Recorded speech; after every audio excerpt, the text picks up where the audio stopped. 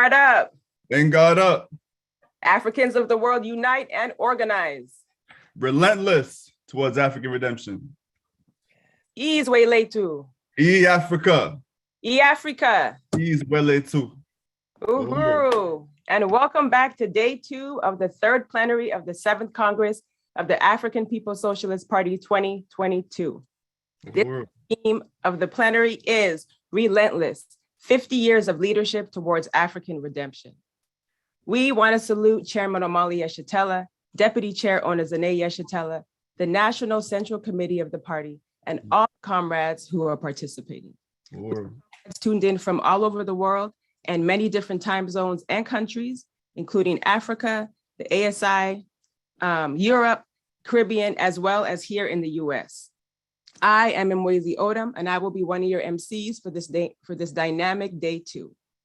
Today, the chairman will conclude the reading of the political report, and we also have Deputy Chair Onazane on the program, and she will be leading an appeal for funds, yes, to build a foundation for an independent African economy. Before we move on, we'll make a few announcements. Continue to put your comments, your questions for the workshops in the panels in the Zoom chat or in the chat on YouTube or on Facebook, and we can read these to the panelists.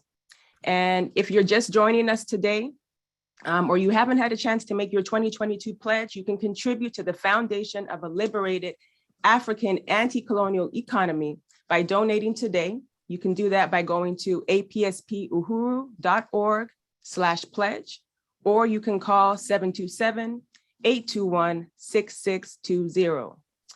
All right, so next I'm going to bring up my co-MC, Comrade Dexter, and together we will chair this dynamic day 2 of the historical 3rd plenary of the 7th Congress of our party. Uhuru, Dexter.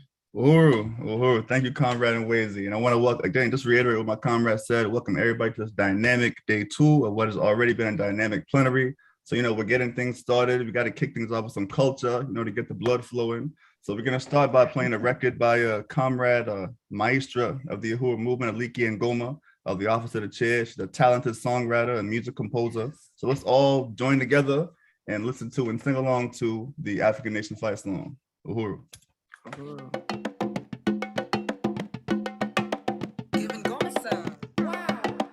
No. From everything.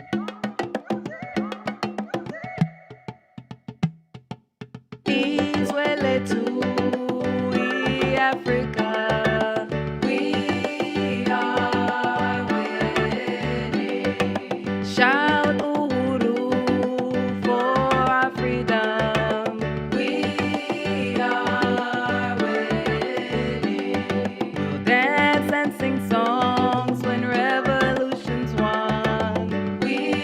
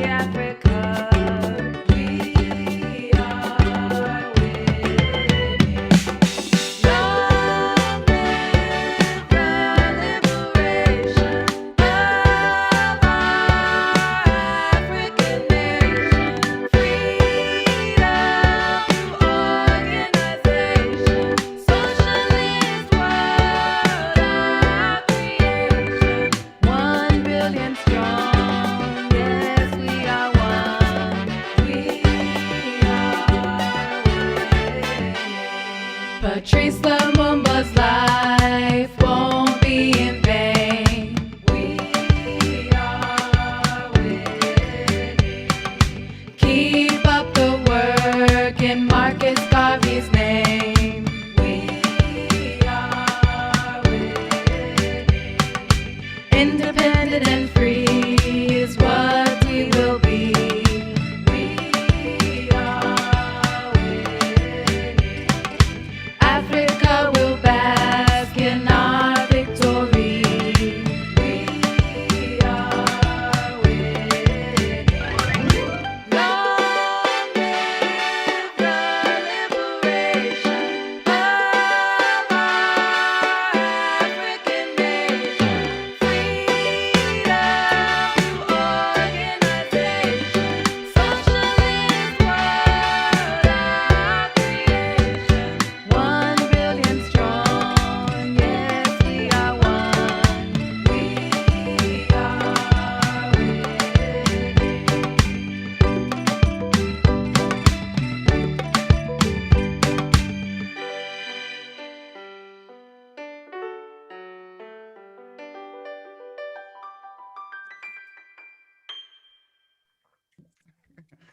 All right, all right. Ooh. Like I really just really want to appreciate that song. I feel like every time I hear the song, I'm hearing like new elements added to it and new voices. I feel like I'm hearing on it. So yeah, I just really want to shout that song out. Like my favorite part has always been and I'm not a singer. It's like Go on, Dex. we will rejoice when the colonizers in the background here. When And then, yeah. I love that ad-lib, you know. So yeah, that's I one. know. Yeah. Who comrade? But Shout out. That remix was fire. right. Comrade Alikia. And this is just an example of bringing your creativity and your skills to the Mhm. revolution. So I just want to really salute Comrade for that performance. And yeah, so now we're going to check in with Comrade Akinge Mayeli, who's going to review the nominees for the Comrade of the Year Award.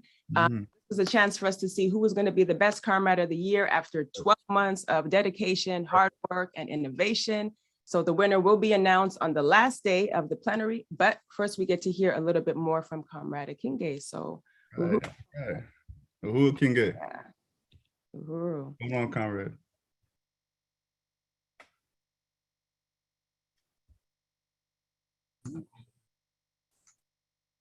Uhuru, Uhuru, great day yesterday and even a better day today. So today I am going to introduce to you 2 more of the nominees for the Comrade of the Year. And again, the Comrade of the Year are individuals who demonstrate enthusiasm and who promote pride, teamwork, and a positive image throughout the organization. They should be recognized for their contributions. So today, let's see who we will introduce you to. Next slide. Today, Yolanda Simmons, who's a sales associate at Uhuru Furniture and Collectibles in Oakland, California, under the leadership of the Office of the Deputy Chair. Let me tell you a little bit about Yolanda. Yolanda started as a volunteer at our MLK events and also with Uhuru Foods and Pies. She was asked to apply for a sales associate position after demonstrating unity with the movement. She is very serious about all the work she is assigned and takes it on with intention and determination. She took on increased goals for this resource stream, first with our expansion campaign to raise resources for our warehouse to move, and then for the Giving Tuesday campaign to raise money for the Black Power Blueprint Community Basketball campaign. Yolanda experimented with different ways to articulate the programs to the people, including setting a goal for them, first asking them for 5 or more in donations, then increasing it to 10 or more. This proved very successful. Yolanda is very professional and serious about her responsibilities, but also friendly and approachable to her coworkers and customers. And Yolanda was nominated by Janine Griswold. Next, we have Monica Quixote. who is the birthday fundraisers coordinator and a member of the Uhuru Solidarity Movement. And she was nominated by Jesse Neville and Ali Aiello. It says, I'm nominating Monica for Comrade of the Year because in her stance as a member of the USM National Steering Committee and as the coordinator of the Birthday for Reparations campaign, and in her local work with USM Portland, Monica has proven to be hardworking, dedicated, enthusiastic, and a well-organized leader who builds a committee, wins resources as the stand for reparations, and shows a genuine love for the African People's Socialist Party. Monica has coordinated the Birthdays for Reparations campaign for nearly 3 years now. She unhesitatingly said yes when asked to coordinate this major reparations revenue stream for USM, which is responsible for raising money through USM's annual pledge for material solidarity to the Uhuru movement. Overall, this is a comrade whose stance and unity with reparations is self-evident in her work and contributions to USM. You can see her unity in the work that she does. For this reason, I believe Monica is worthy of recognition as Comrade of the Year. Again, that is Yolanda Simmons and Monica Quixote. There's more to come. We have more nominees that you will see over the course of the next few days. Uhuru. Uhuru. Okay, appreciate that, Conrad and King Gay. So everybody get your votes in. Make sure you get your votes in. So moving on, we'll be having some solidarity statements. You know, Chairman solved one of the most fundamental questions of the Black Revolution, the role of white people. He concluded that white material solidarity of Black power is the unity required under the leadership of the party.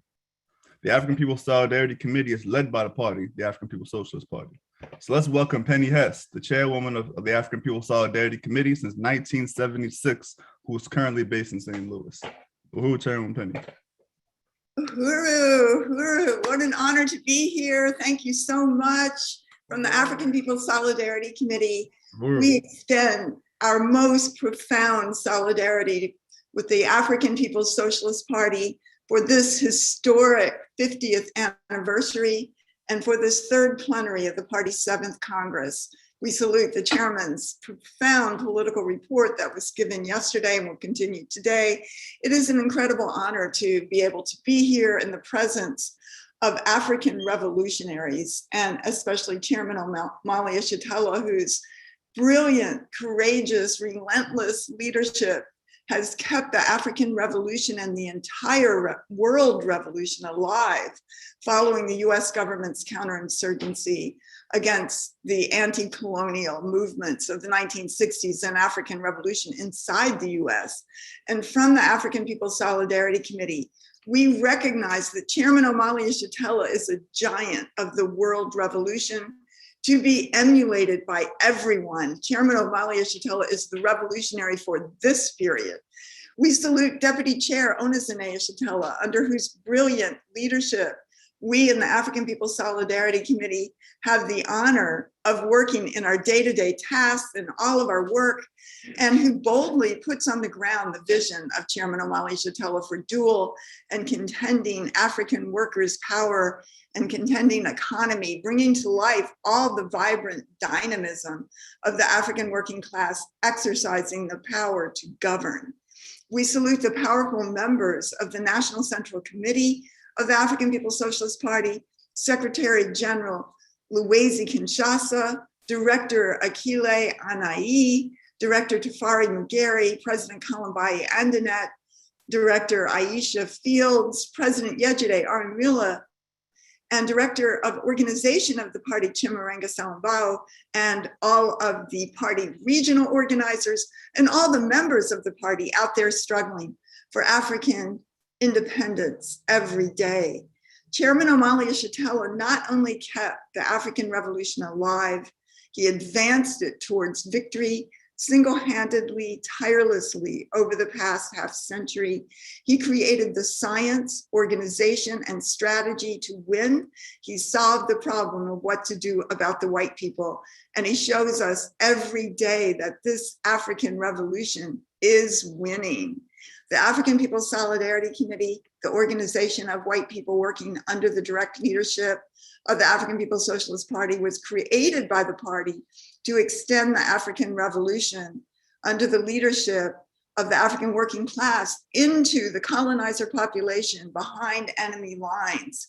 And we thank Chairman Omali Yeshitela, who gave us this understanding of colonialism as the mode of production of this social system, so important. And it lets us know what that really means to be the colonizers, to take the covers off that false colonial narrative that we spin about ourselves every day.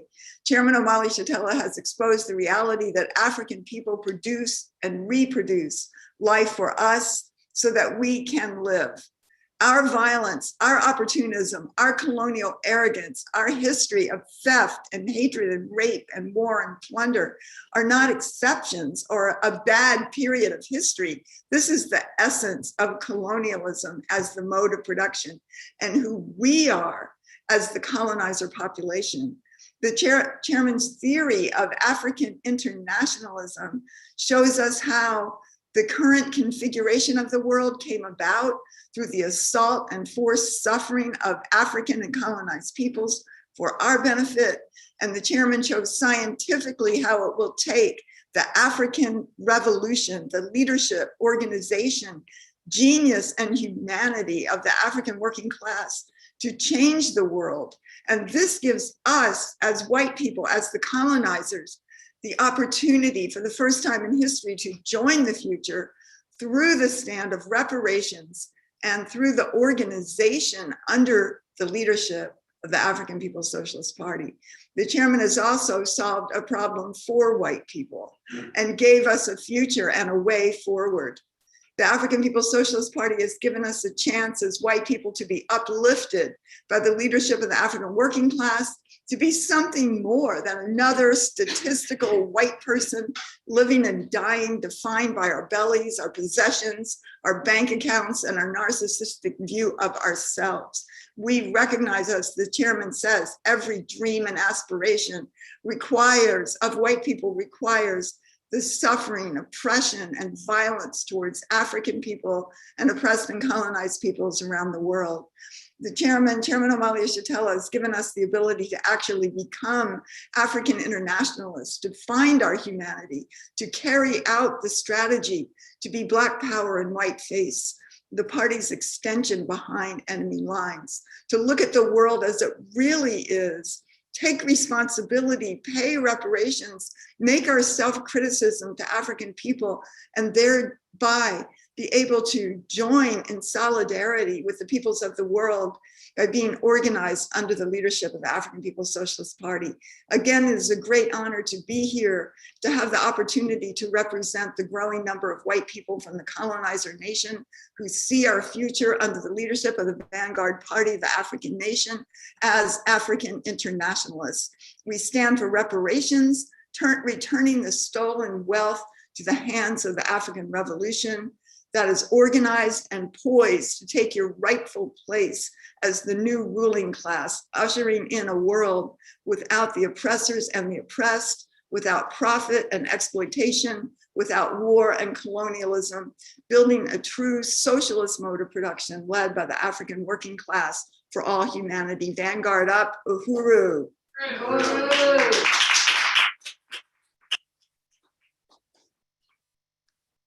Uhuru. Comrade Jesse Neville, are you coming from there? Okay.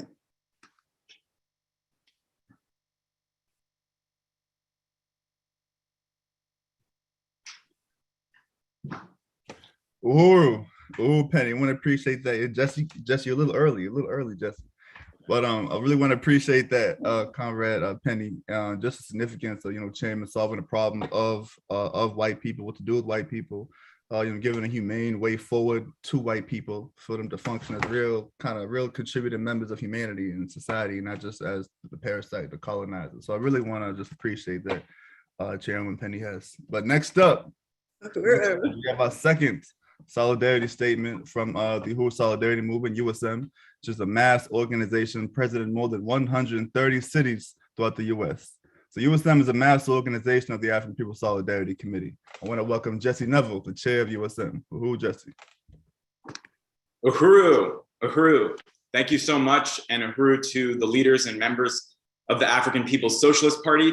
And on behalf of the Uhuru Solidarity Movement, the mass organization of the African People's Solidarity Committee, I want to begin by expressing my unity with the powerful statement that was just delivered by APSC Chairwoman Penny Hess, who perfectly represented me and all of the members of APSC and our mass organization, the Uhuru Solidarity Movement, with that powerful statement, and under whose direct leadership we have the honor to work in the Uhuru Solidarity Movement. The Uhuru Solidarity Movement gives our deepest revolutionary salutes to the leadership of the African People's Socialist Party, our leadership, Chairman Omali Yeshitela, for the more than 50 heroic years of struggle to free Africa and African people, and for solving every problem standing in the way of the liberation of African people, including the problem of white people. On behalf of every member of USM, we are deeply humbled to have the opportunity to work under the leadership of Chairman Omali Yeshitela.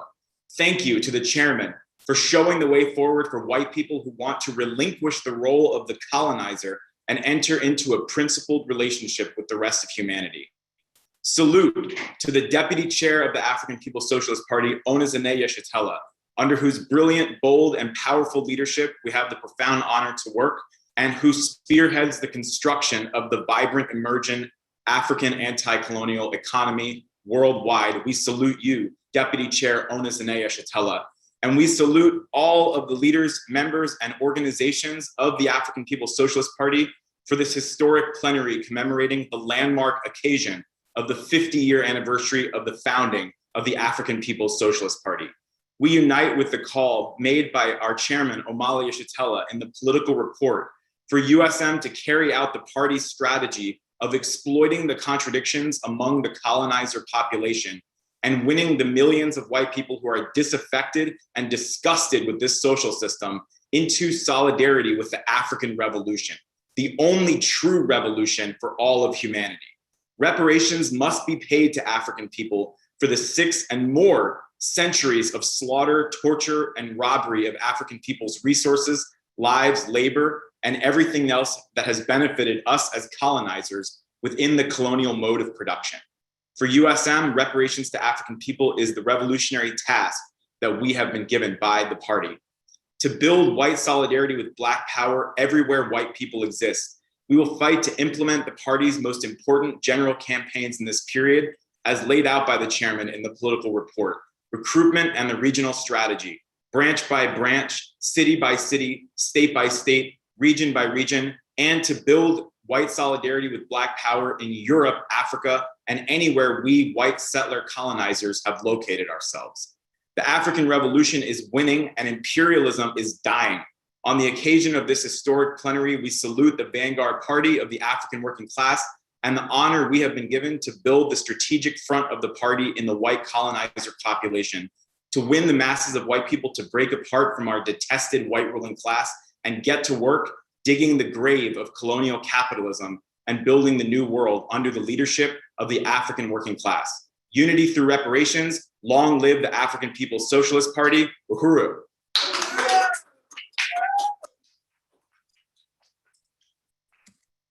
Yes. Uhuru. Wow. Thank you, Chair Penny and Chair Jesse, for those solidarity statements. This is what committing national suicide looks like, turning over your skills for the revolutionary demands. So I want to salute Chairman also for solving the problem for all human beings. So if you just joined us, Uhuru, and welcome to day 2 of the 3rd plenary of the 7th Congress. This year's theme is Relentless, 50 years of leadership towards African redemption. And since this is a virtual event, we're still going to keep it live. So we'll have some virtual vending throughout the program. This is an opportunity for everybody to be counted in for the battle, for us to build our own Black power independent economy, because economics matter and Black power economy matters. So let's welcome with our money. So get your wallets out or your cards or all of that. The Uhuru Planet Reparations Apparel. This is our chance to, again, strengthen our independent economic institutions. So this is your chance to buy Black power today. So Uhuru comrades, Haru, can you hear me all right? I can hear you. All right, so welcome. Yeah, I just want to salute this whole plenary process. Thank you so much, comrades. My name is Hallie Murray. I am chair of Aru Planet Reparations Apparel, and we are live right now from our studio in the new Aru Solidarity Center at 2654 Gravois Ave in St. Louis. And I just deeply want to appreciate and salute Chairman Omali Yeshitela for leading the African People's Socialist Party, Relentless, for over 50 years. I want to salute Deputy Chair Ona Zane Yeshitela, who leads Black Star Industries, which Aru Planet is a subsidiary of. We are an institution of Black Star Industries and fully owned by the African People's Socialist Party. I want to salute Chairwoman Penny Hess, as well as ORED Director Kitty Riley, for so much leadership in building this institution that we can fiercely generate resources to fund the work of the solidarity movement, such as, you know, this building that we're in. We want to be having lots of events here. So everything that you buy today is going to directly go to building the walls, fixing the floors, making this an awesome center that people can come in off the street and learn about reparations, get involved, volunteer, and all that. So how this is going to work is we have a wonderful selection of comrade models for you who are going to be rotating through, wearing different items, types sold, and the number associated with each one, and include your size at the end of it. So type sold 1, size small, or whatever. So we're going to start with the 2 items I'm wearing. Our first item, this is number 1. This is our new Reparations Now embroidered black beanie. This is great for winter weather, but it's also light enough for people in the South. So you want to type sold 1, and there is no size because this is just the beanie. There's only 5 of these right now, but if you put in, if there's more than 5 people getting them, we can put in another order. So type sold 1 for the Reparations Now embroidered beanie.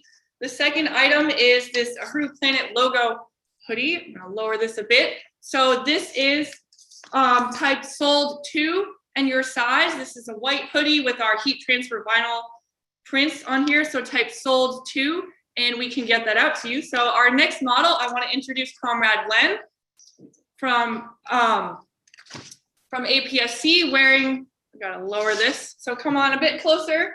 This Omali Yeshitela crew neck sweatshirt. This is number 3. So type sold 3 and your size. We have this in size extra small through up to 5XL. Thank you, Len. Get it on this side. Our next comrade is Penny Hess, wearing a fabulous outfit here. We have this new t-shirt. If you want to come up closer, this says colonialism must go in various languages to show the party's international solidarity.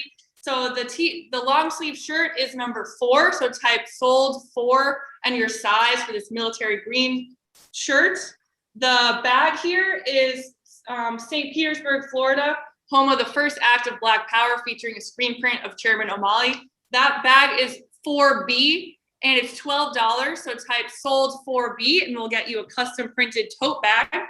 Our next comrade is Amanda, wearing the End the Del Mar Divide. Oh, I'll be repeating the prices. The long sleeve shirt is $28. All the long sleeves are $28. This is a nice maroon color. And the Del Mar Divide, reparations to Black St. Louis. This is a really powerful slogan here. So you can type sold 5 and your size to get this maroon colored long sleeve for $28. Thank you, Comrade Amanda.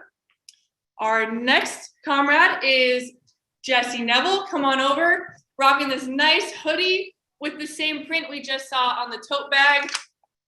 I know we're all different sizes, so we got to move around. This is, hoodies are usually $40, but today they're $38. So this is a really nice hoodie. They're all custom printed right here in our studio for $38. Type sold number 6, and you can get your hoodie to honor Chairman Omali Yeshitela ripping down the mural. Type sold 6 for this hoodie for $38. Thank you, Jesse. Our next comrade is Kitty Riley, wearing our classic design stolen from Africans, Reparations Now. You want to come in a bit closer. So this design has all the different, things that have been stolen from Africa. This hoodie today is $38. Comes in sizes extra small through 5XL. So type sold 7 for your hoodie today. Thank you, Kitty. And remember, let us know your size in the chat as you're talking about these items. Come on up. Next, comrade, we have Len back again with one of our newer designs. Gentrification is colonialism, reparations now. This nice hoodie that has a great pocket in the front. This is $38. So type sold number 8 and your size to get this gentrification is colonialism hoodie. Thank you, Len. Our next comrade is Chairwoman Penny Hess, again, rocking the beanie, which again was number 1. If you want the beanie, type sold 1. And the shirt here is victory to the Palestinian people in military green. This long sleeve shirt is $28 and you can type number 9. So sold 9 for victory to Palestine military green shirt for $28. The beanies are $20 and they're number 1. So type sold 1 if you want a beanie. There's only 5 right now, but we can print more. So get your beanies in. All right, we got some selling here from Demetria Ahuru. Our next comrade is Amanda, rocking this revolutionary leader sweatshirt. Salute to Che Guevara. We have our 4 different revolutionary leaders that we have prints of. This is the Che sweatshirt. This is a new item. We haven't had this before. This crew neck sweatshirt is $35 and it's number 10. And this, so you want to type sold 10 and your size. For $35, you can get this Che Guevara crew neck sweatshirt. Thank you, Amanda Ahuru. Next up, we have Comrade Jesse, rocking one of our classic slogans and what we all agree on in the Solidarity Movement: all white people owe reparations to African people.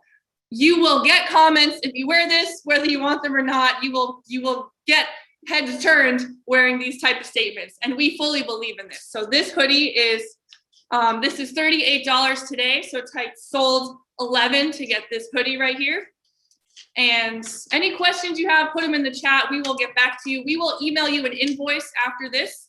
So next up, we have Comrade Kitty here, also rocking the hat, which is number 1. This is one of our classic slogans by the chairman: the road to socialism is painted black. Ahuru Kitty. This is number 12. This is a really nice baseball tee, like 3/4 sleeves. So type sold 12. This shirt is just $25. So type sold 12 and your size to get that $25 road to socialism shirt. Next up, and also just want to salute our models for just rotating on through. Ahuru, Comrade Len.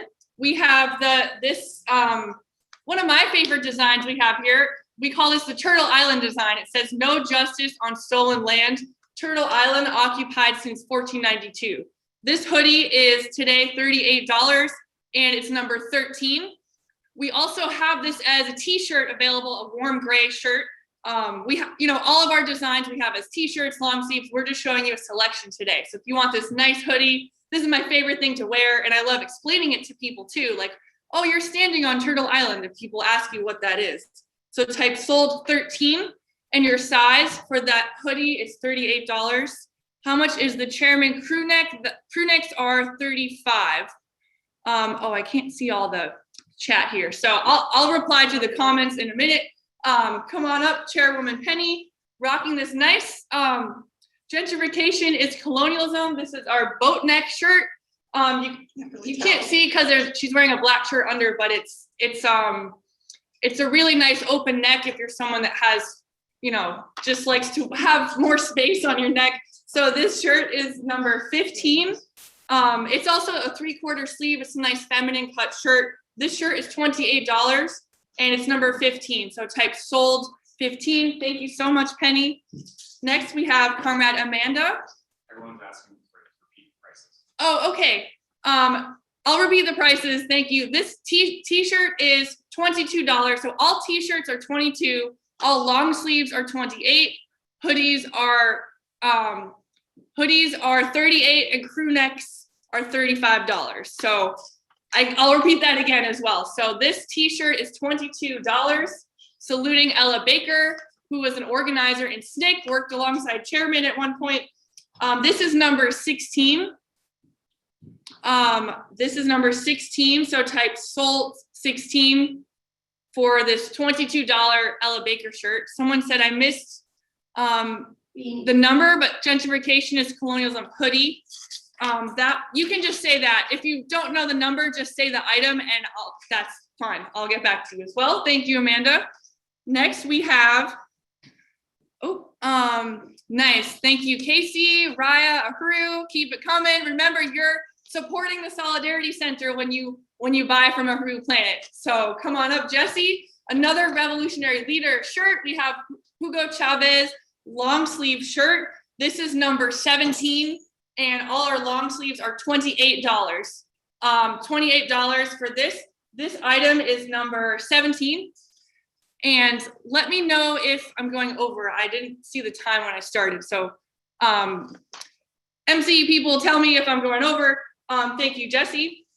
So we have just a couple more. We just have one more cycle of Comrades Ahuru Kitty. This is number 18. This is our I Support Reparations to African People gray long sleeve.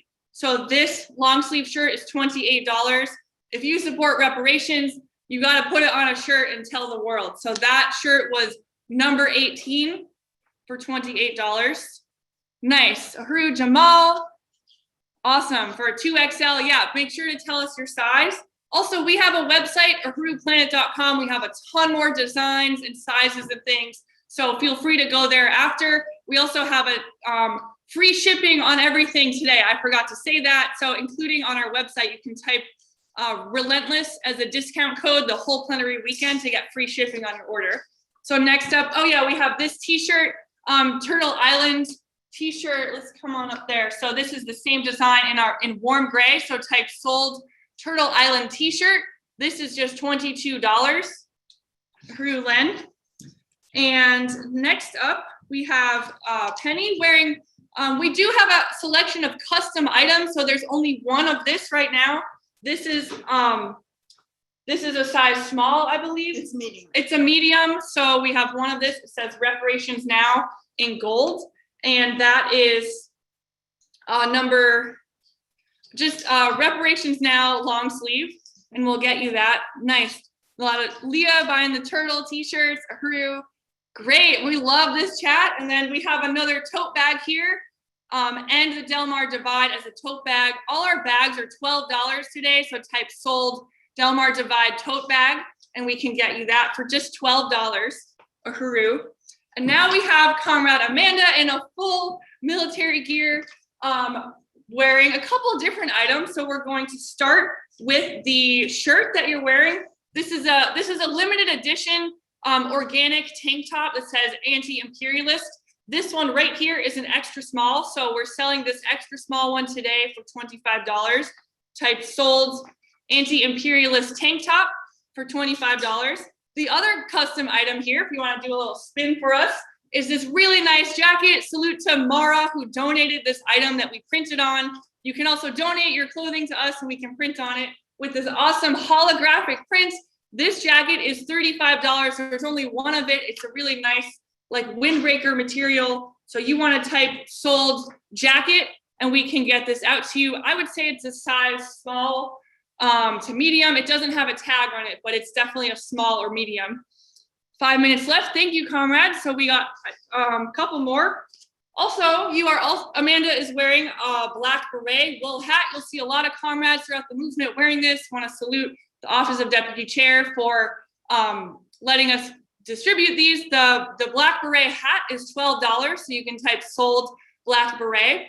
It also has a separate item that you can get is a enamel pin, for $5, and they go great together. So you can type sold enamel pin. We only have a couple of those left, so if you want one, put it in the chat, sold enamel pin. And I think that's all. You just had those things.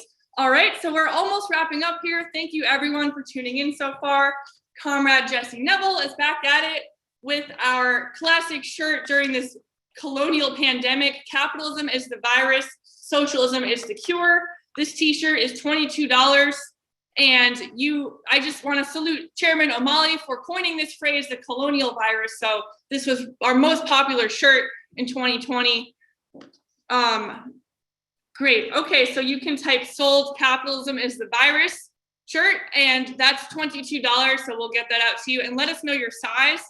Ahuru Renee getting the sweatshirt of chairman, ripping down the mural size medium. Definitely will get that to you. And here we have Comrade Len back at it, featuring, this is a new t-shirt we're launching. It's salute to the White Lies Shattered podcast, featuring Chairwoman Penny and Chair Jesse and USM Comrade Jamie Simpson. So this is the logo. It's this colonial president with a glass shattering over his face. And also on the back, it features the information, the logo of the podcast, an anti-colonial podcast, Reparations in Action. So type Reparations in Action t-shirt. This is $28 because it's double-sided. You can promote the show and also listen. Thank you. All right, we got like 1 minute left. Was there the White Solidarity with Black Power t-shirt? This is our last item. This is great for comrades in the solidarity movement. If you're a white person and you want to support that you're under the leadership of the party, that you support African workers, you can pick up this t-shirt. We have this in all sizes. White Solidarity with Black Power. That is what we do. In USM, this t-shirt is $22. So type sold White Solidarity. And our final item today, we have this custom vintage jacket. This is, I would say, a size medium, and this is a vintage army coat. It's green colored with these tiny brown stripes on it, and the print on here says stolen from Africans, reparations now. So this is a custom vintage jacket. This is $40, so you can type sold vintage jacket and pick that up. So thank you so much, comrades. This was great. Really, again, want to appreciate all of our models cycling through to get you your revolutionary reparations apparel. Please check out our website, ahuruplanet.com. We have a lot of new stuff up, and help us support this institution to build Black Star Industries, to build APSC, and to build the African People's Socialist Party. Ahuru, thank you.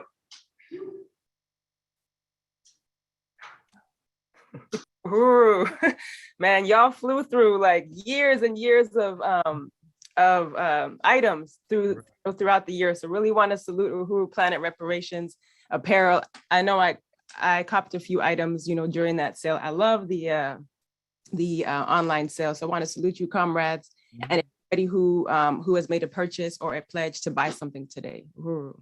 Uhuru. All right. Uhuru, comrades, Uhuru. So next up, we're moving to the final reading of the political report by Chairman Amali Chatella. Notice the moment everybody's been waiting for. The chairman has almost single-handedly solved the philosophical and practical questions of the African Revolution. He has opened the door for honest white citizens of the oppressed nation to rejoin humanity with white solidarity for Black power. And now his conclusion that colonialism is a global mode of production that created colonial capitalism. Chairman is opening the door of revolution to everyone around the planet and showing that the road to socialism is painted Black. Everybody, let's give a round of applause for Chairman Amali Chatella, the leader of the African nation. Yes, Uhuru. Uhuru, Chairman. Uhuru, Chairman. Uhuru. Uhuru, comrades. I want to express appreciation to comrades Dexter and Wazy. That's an extraordinary leadership you're providing up to now with this second day of our plenary.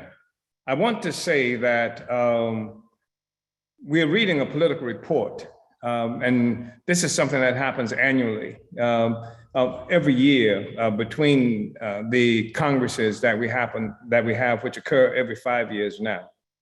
And a lot of what we are talking about is theory and how to understand the world. I want to make sure that we understand that this is not just some purely abstract discussion. This is not just something that we are doing for the purpose of information consumption, that we are actually talking about a relationship between theory and practice.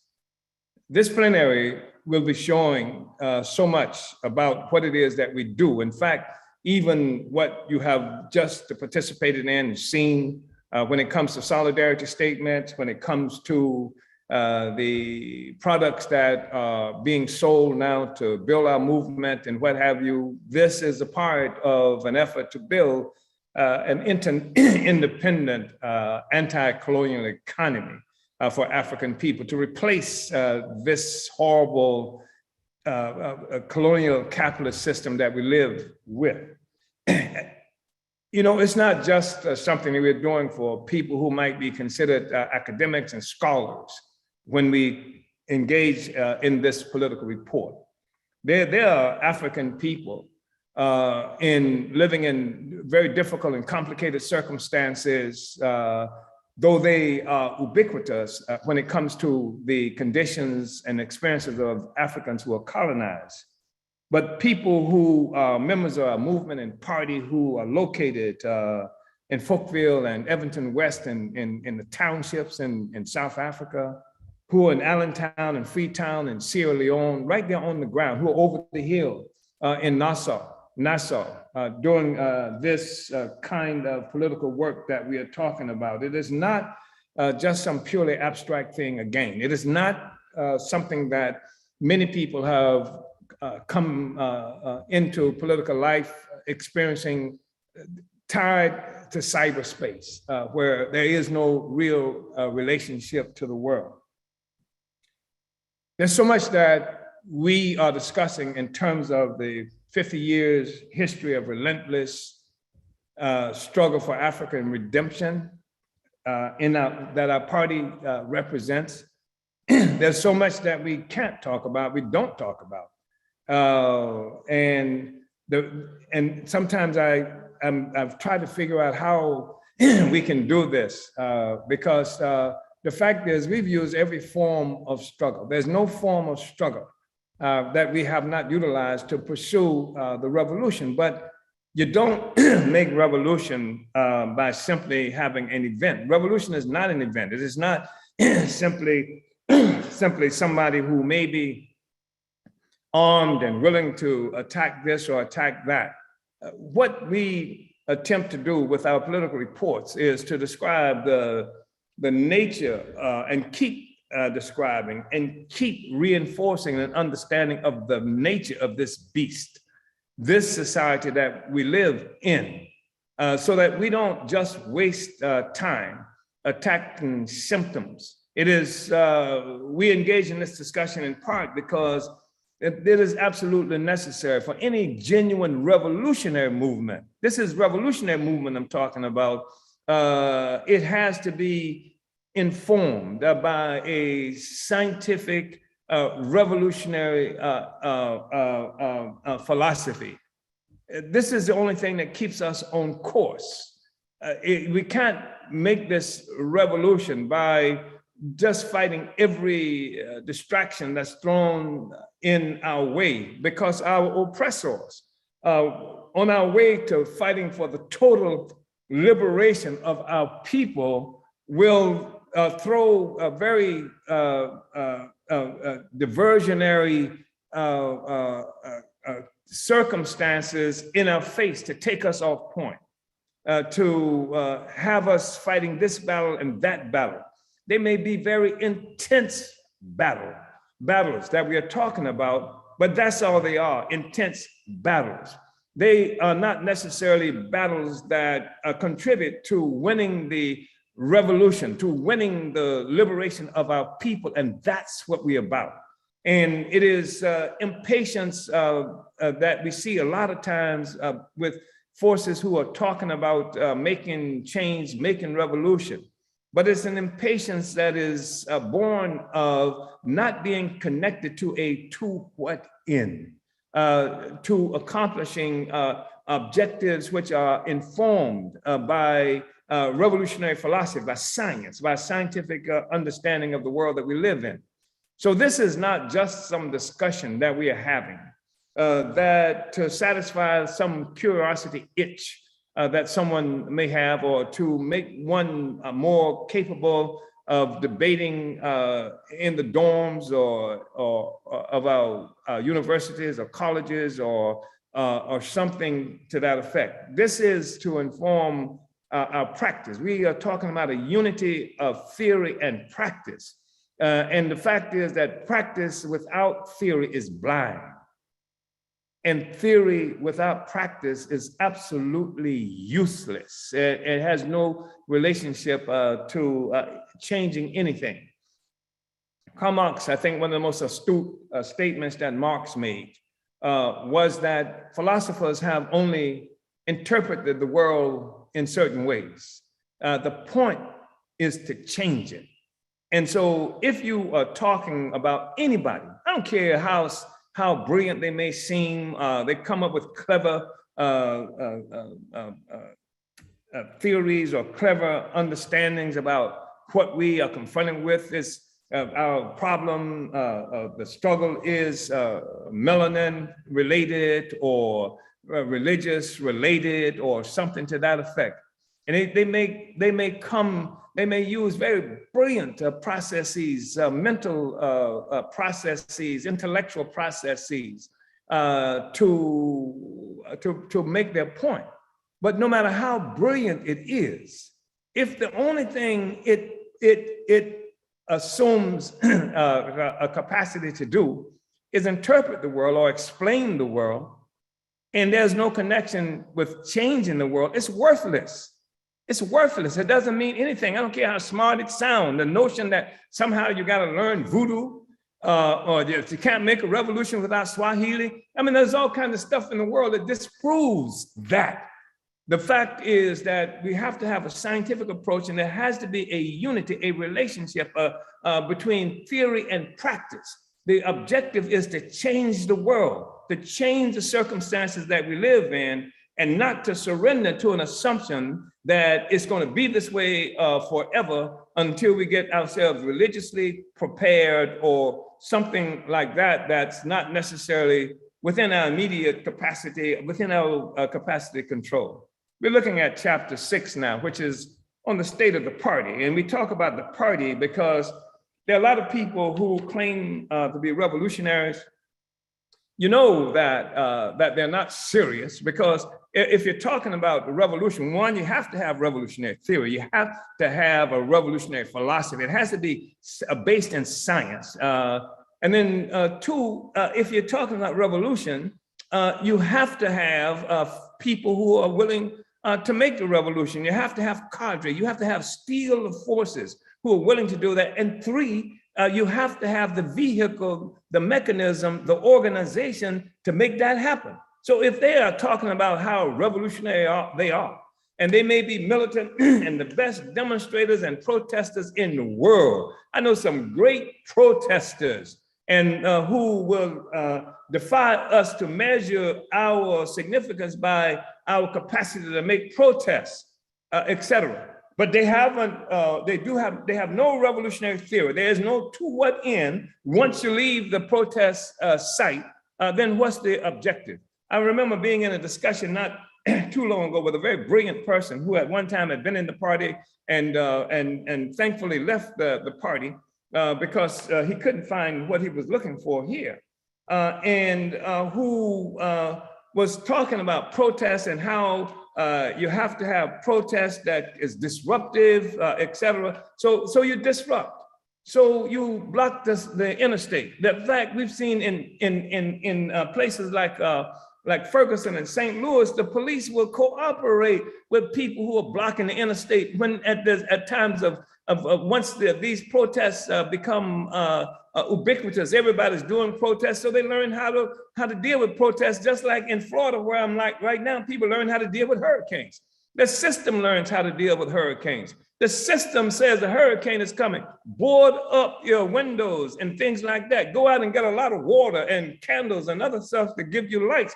And every year there's going to be a number of hurricanes, and every year everybody does the same thing. And the big box joints make a lot of money from plywood, et cetera, to board up windows. And then afterwards, it's business as usual. So you have protest seasons almost. You have protests. You know there are going to be protests like in St. Louis and Ferguson and what have you. You knew the same thing. Be careful. Don't allow anything to go across the Del Mar Divide. The businesses board up your windows, et cetera, until it's over. And then you can go back to business as usual. We're not protesters. We're not talking about protesting, and we're not opposed to protesting, but we're just saying that that's not the end. The objective is to overturn a social system based on our oppression, and the ability to protest upon within a social system on a pedestal of our oppression doesn't change anything. The oppression remains, the conditions remains after the protest is over. I just wanted to say that going into chapter 6, because we're talking about the significance of a revolutionary party. That's who we are. And the fact is, we're a revolutionary party. We planned 5 years ago to develop a plan, a 5-year plan, more or less, that this state of the party, this political report to the plenary is addressing where we are in relationship to the 5-year plan that our 7th Congress laid out, anticipation of our 2023 Congress that's going to be held in South Africa, and what it is that we planned to do in the past and what we plan to do in the future, how that's affected by conditions, circumstances, unfolding events in a rapidly changing world right now. That's what we're doing. And I just want to say that it's not just for people who want to come in and enjoy a good discussion that might prove everything you thought about the white man, et cetera, something to that effect. It's not that.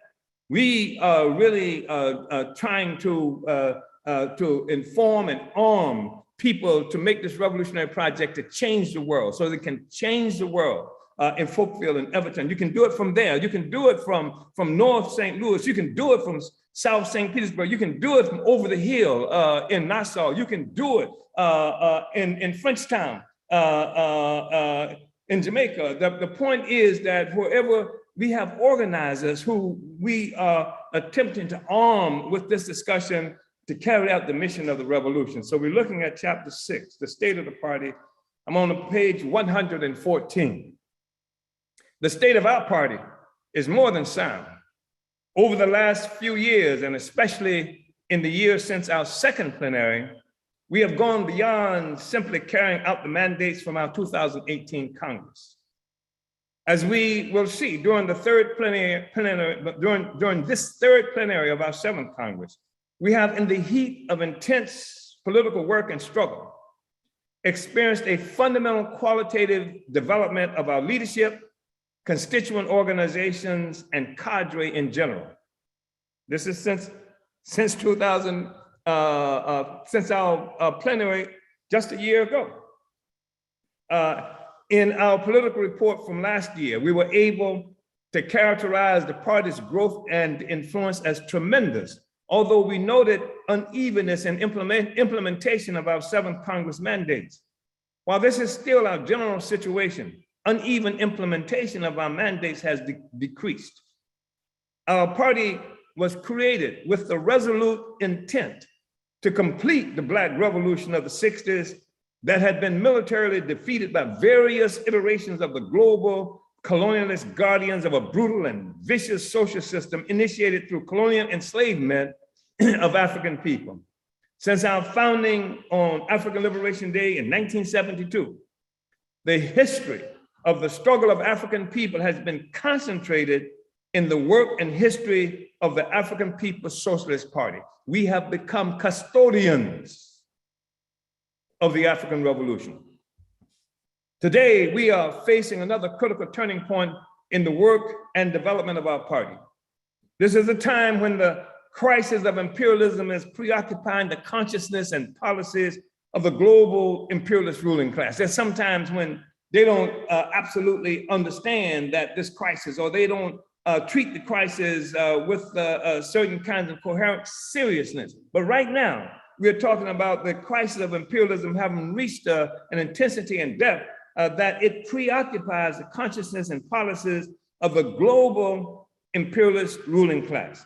The crisis has reached such a proportion that it brings into bold relief the significance of our formula for making the revolution that we have been preparing for since our inception as a party. There is a crisis. The global colonial capitalist ruling class is incapable of ruling in the same old way. There's growing evidence of a global movement of the people to a point of being willing to make any sacrifice to change their condition. This is a recipe for revolution. The outstanding question, however, now revolves around the existence of a global revolutionary party guided by advanced revolutionary theorists. Understand, it's necessary for us to understand this. We have a global oppressor that has achieved general unity, absolute unity in the need to maintain the status quo. They may have differences about how that should happen in a way that benefits and satisfies the interests of different components of this global ruling class, different forces within this global ruling class, but they are united as a global colonial capitalist ruling class that the world has to maintain this colonial mode of production. So how can we do less? That's why we say the outstanding question now revolves around the existence of a global revolutionary party guided by advanced revolutionary theory. Certainly the African People's Socialist Party is that party. This moment demands of us that we seize the time. The fundamental problem of the revolution is staring us in the face, demanding resolution now. We have, I'm turning off this thing so it doesn't come off inadvertently. We have led in advancing a host of outstanding questions that have historically roiled the African liberation movement around the world. We solved the fundamental problem facing our revolution since the defeat and effective destruction of the UNIA of Marcus Garvey. We have filled the philosophical vacuum left in the wake of the virtual demise of the UNIA. Garvey's philosophy of African fundamentalism was rescued from the opportunist, neo-colonialist trash heap and given new and more developed life with the party's introduction of our philosophy of African internationalism, Garveyism in the 21st century. I can't overstate the significance of African fundamentalism and the Universal Negro Improvement Association and African Communities League organized, founded by Marcus Garvey. The fact is that many of the weaknesses and some of the lack of direction that we see happening with our movement today revolves around the success of the opponents of our liberation in attacking Garvey and African fundamentalism. Almost every force out there, not just people like Du Bois in the NAACP, because they were critical forces, but most of the petty bourgeois, intellectuals and what have you, because Du Bois' movement was the movement of the petty bourgeois intellectuals, the so-called talented 10th, that he had promoted as a neo-colonial remedy to the contradictions that African people were confronted with. This talented 10th, this most educated, most sophisticated of the African community, working with white power, would be the ones that would determine but provide the leadership for our movement.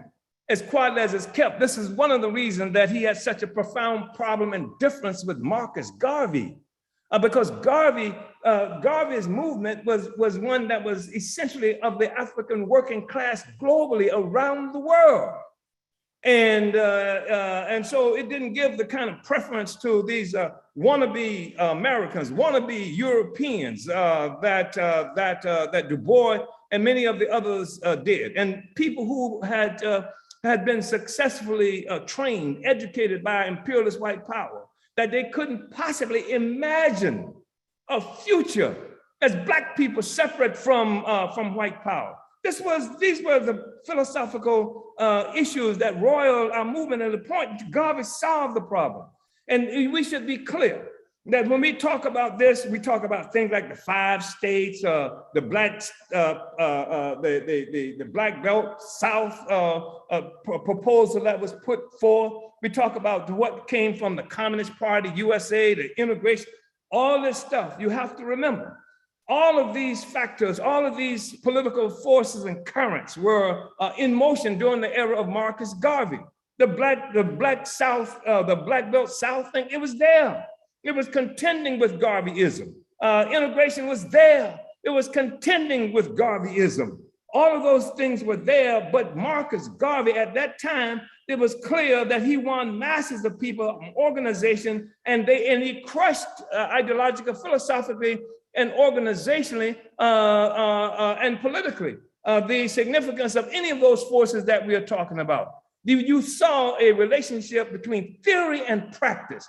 The African petty bourgeoisie, the integrationists, the all black and white united fight folk, they were all there, but they produced nothing. Garvey created a momentous movement. You saw the unity of theory and practice. It was something that you could implement. You could implement Garveyism. How the hell do you implement NAACP-ism? How the hell do you do that? Garvey built a movement that made the assumption that African people could change our own circumstances. We could build a world that spoke effectively and essentially to the conditions and needs and aspirations of Black people. He knew that there had to be this relationship. He knew the relationship between politics and economics. He knew and understood that politics is only concentrated economics. He moved to build this extraordinary economic foundation for a movement for our revolution. The NAACP never built an economic foundation even up to now. Even up to now. There's nothing that we own as a people as a consequence of anything that the NAACP, but Garvey did.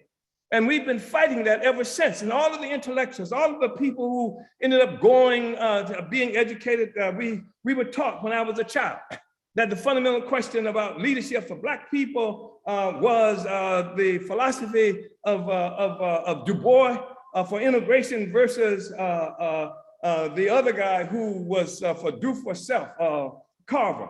George Washington Carver. This is, was it Carver? No, not Carver was somebody who was at Tuskegee, but the guy who built Tuskegee, whose name escapes me right now. Yeah, Washington, yeah, Booker T. Washington. So this is what we were taught. And all of the people who taught us supported W.E.B. Du Bois. They all were people who saw inspiration by being able to integrate into the white man's system, into the colonial system. And so we've been fighting that ever since. We have these people who supposed to be leftists and revolutionaries and what have you, who call themselves Du Boisians and Du Boisian theoreticians and, et cetera, et cetera, et cetera. And they've been pushing the same line and they've all attacked Garvey. And the most insidious attack they've made on Garvey is to characterize Du Bois' Pan-Africanism, to characterize Garveyism as Du Bois' Pan-Africanism. That's the most insidious thing they've done. But we are taking that on and have been taking that on for a very long time. So the question of theory is not a small thing. It's a big old thing.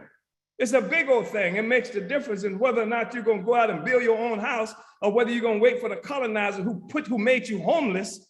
You're going to wait for the colonizer who made you homeless to build the house for you, or you're going to grow your own food, or wait for the colonizer who took your food away and took it someplace to do it for you. That's the philosophy is so important, and that's what it is that we're dealing with now. So we're saying that this party, this African People's Socialist Party, we have filled the philosophical vacuum left in the wake of the virtual demise of the UNIA. Garvey's philosophy of African fundamentalism was rescued from the opportunist, neo-colonialist trash heap and given new and more developed life with the party's introduction of our philosophy of African internationalism, which is Garveyism of the 21st century. Today, we are battling the consequences of our success in solving some of the organizational problems that left too many of our Congress and plenary resolutions and mandates improperly and inadequately attended to. In 2010, following our fifth party Congress, we created the One People, One Party, One Destiny, OPOPOD, internal campaign that concentrated much of the leadership of the party in this ad hoc committee directly under my authority.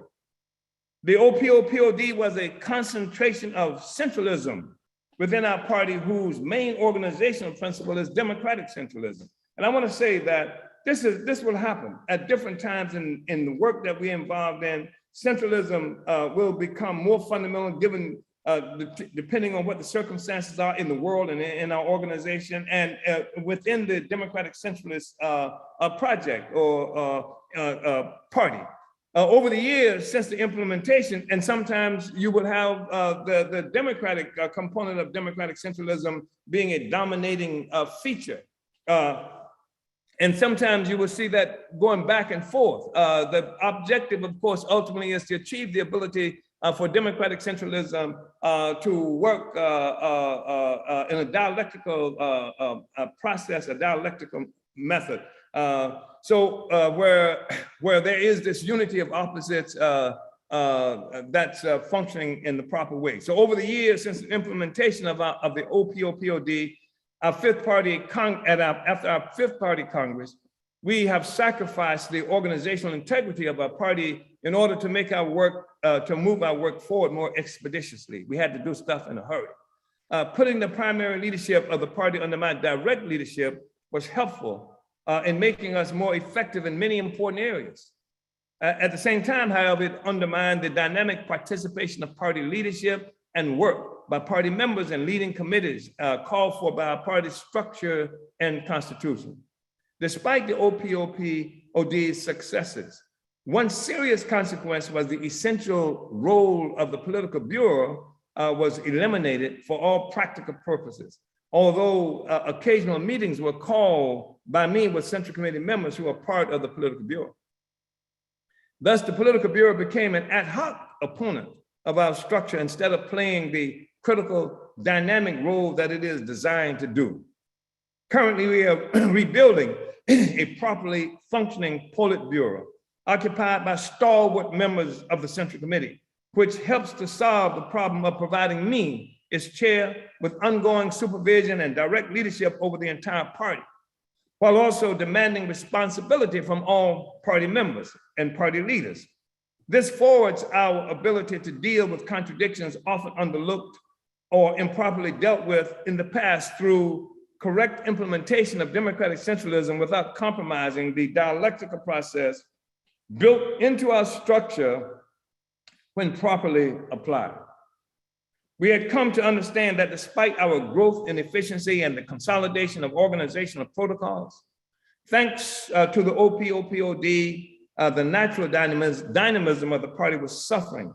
By reinstating the political bureau, we are now able to see the effects of real cadre that are responsible to the stalwart cadre stand of the Central Committee.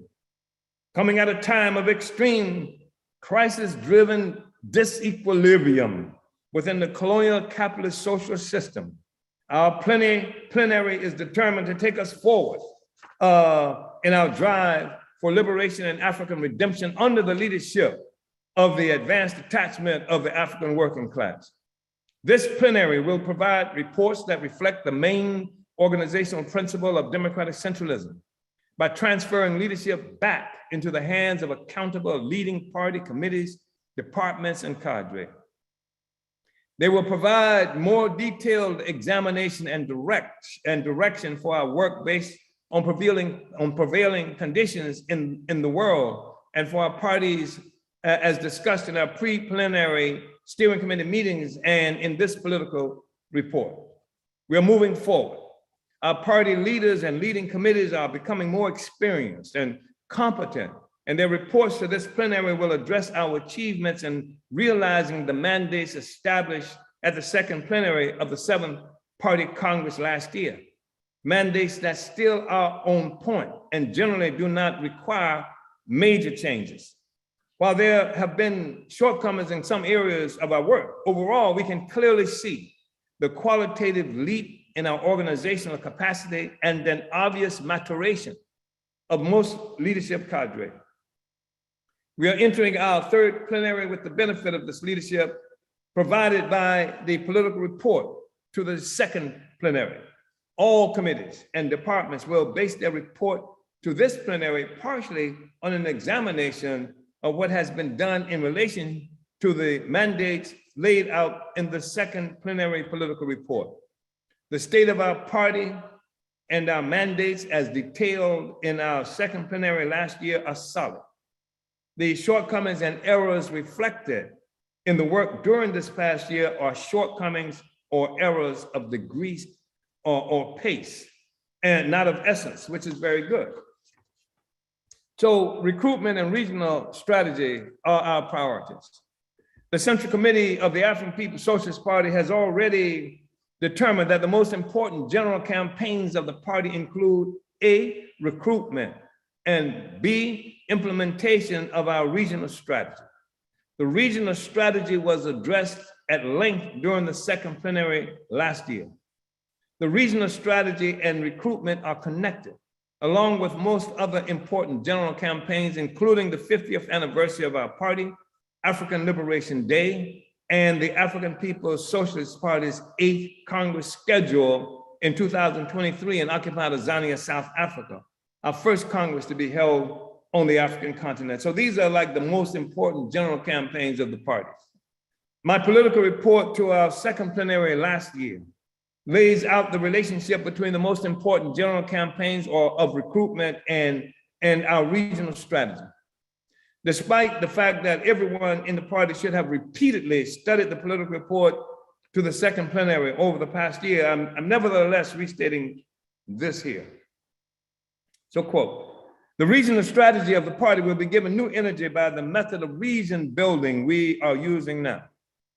Our regional strategy stems from the party building process we initiated nearly 50 years ago.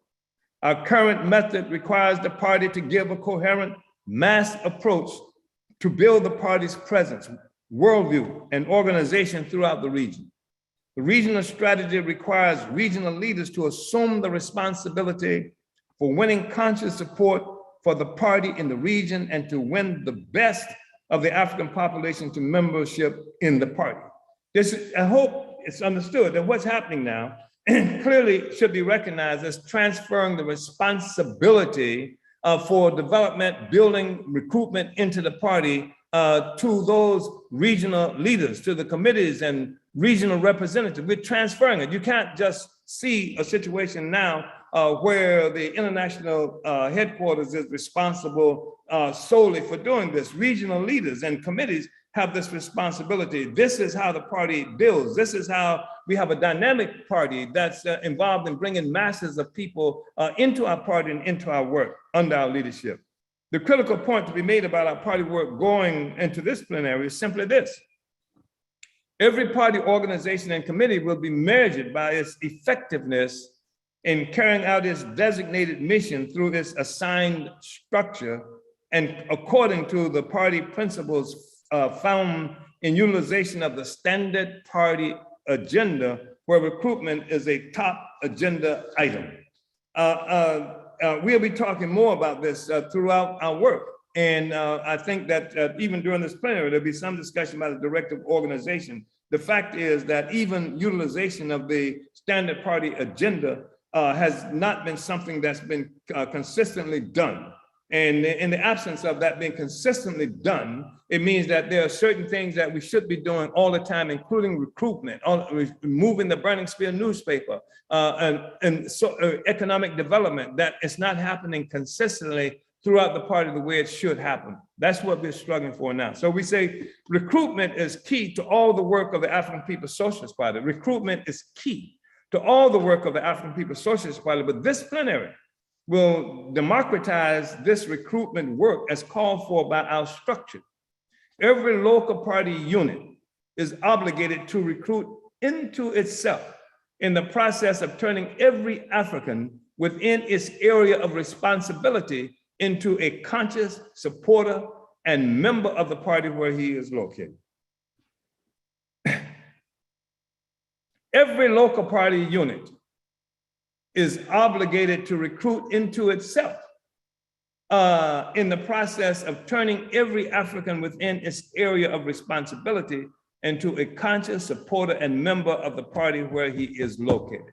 That's different from how so much has been done in the past, where recruitment has not been emphasized on the ground, where party members are located, where party units are being developed, et cetera. Somehow recruitment has been, not somehow, the One People, One Party, One Destiny campaign, I think, played some role in doing this. And so we created this effective and relatively efficient process where recruitment is centered in a computer someplace, in cyberspace, and has removed us from direct relationship and commitment to the party in a way that we should be doing regularly and naturally and normally. The same is true of every local party organization, which is tasked with building the party units that function as the very foundation upon which our party stands and upon which our strength and reliability depend. Our party regions have the responsibility of organizing functioning regional committees to build and guide the work in every province, state, city, and unit within the party's national territory. Each of these party organizations has a division of labor built into it, with various comrades responsible for economic development, agitation and propaganda, membership and recruitment, etc. The practical work done to perfect and oversee the party's proper functioning, along with the work to build our mass organizations on every organizational level of responsibility, will make the party's presence ubiquitous throughout the countries where the party exists. It will also function to give practical unity to the struggle and life of Africans globally. Let's think about this. If we build these regions properly, and we are building regions all over the world, in Africa, the Caribbean, throughout Europe and America, the United States of so-called America, and if we carry out the task, and when we carry out the method of organizing that we are talking about here, the way we were designed to do, we will unite the entire African nation. Everybody won't necessarily be followers of the party, but those who won't be followers of the party will be followers of nobody. You know, they will just be individuals or groups doing diverse kinds of things, but the one consistent driving force in every place in the world will be the African People's Socialist Party, the Uhuru movement. That's why we have to build everywhere. This is not a little thing that we're talking about.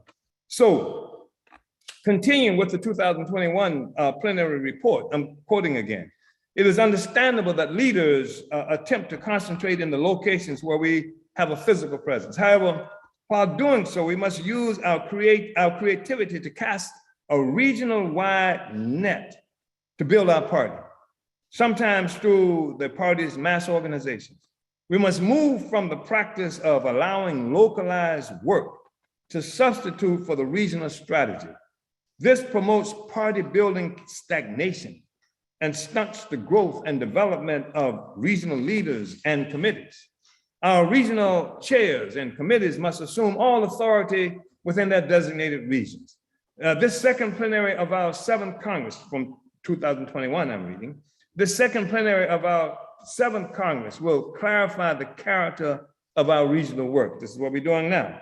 We have already begun the process of training party organizers to advance this work. We are also initiating intensive political education that will assist our work, our overall work, including the regional strategy, growing our mass organizations, and deepening the reserve forces for our revolution. Our regional strategy is part of our process to occupy geographical, organizational, political, and ideological territory. Our overall security, and especially our economic security, demands this. This is how we transform every African community in the world into conscious and active opponents of colonialism in any of its forms. Let me say this again. This is how we transform every African community in the world, every African community in the world into conscious and active opponents of colonialism in any of its forms. It is the work we do to build the organized mass army that will fight for and defend our economic work. All examples of dual power will require masses of Africans, whether in the party or not, to support, contribute to, and defend our decolonization institutions. It is a strategy that requires every leader to take responsibility for an African internationalist occupation of every inch of territory within her region. We have the economic and political programs to turn all political activity into anti-colonial activity. This will occur everywhere. Whole regions, states, provinces, cities, villages, and communities within the region. This holds true for prisons, job sites, and educational centers. No political and economic force should be able to survive within our regional territories without the expressed authorization of our party. This requires creativity and full determination by our regional leaders, something that must be transmitted throughout our territories. This has to be done. And our leaders have the responsibility to discover just how it will be done. And this is really important for us to understand. That's what power is. We have to control every arena where African people are living and occupying. We have to control those arenas. And we do that sometimes fighting for community control of this, community control of that, but the objective is to take power and negate the power and influence of the colonizer. Whether that's done and recognized through some legal process that may be available to us, or whether it's done in practice, de facto, whether it is something that occurs de jure according to law, or whether it just occurs in fact. Nobody should be able to function in our communities. There's a particular region in the city of St. Petersburg area. It is not true now, but it has been true that legally, although the police could go anywhere within the African community, in fact, there were areas that the police were not permitted to come, which were designated territories that the party had major influence, the Uhuru movement, and control over. That's what we're talking about. That has to be on campuses and prisons, on job sites, every place. We make the decision. We achieve the power to do that. This is where the creativity and leadership of every member of the party comes into being. This is why selling the burning spear and becoming a real prominent force in everywhere we are located is so important. The excuse of individual ignorance cannot suffice for failure to forward our struggle. Our unity with African internationalism and the understanding that it must be done is what compels the true regional leaders to learn to build and develop the party's presence in the region. Our Department of Agitation and Propaganda is seriously and consistently working to provide political and ideological training for our party and people. However, regional leaders are responsible for carrying out the regional strategy, and their leadership capability and political unity are also reflected in their self-activated work for ideological, political, and organizational clarity and competence. Our regional leaders in all, this is really important. I mean, this is really a demand for genuine leadership. People, like to ask the question about who is going to be the leader when such and such a thing happens. We are developing leaders concretely on the ground now.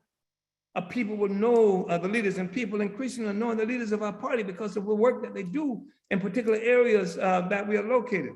The point is that we have to take the leadership, and we have to become ubiquitous.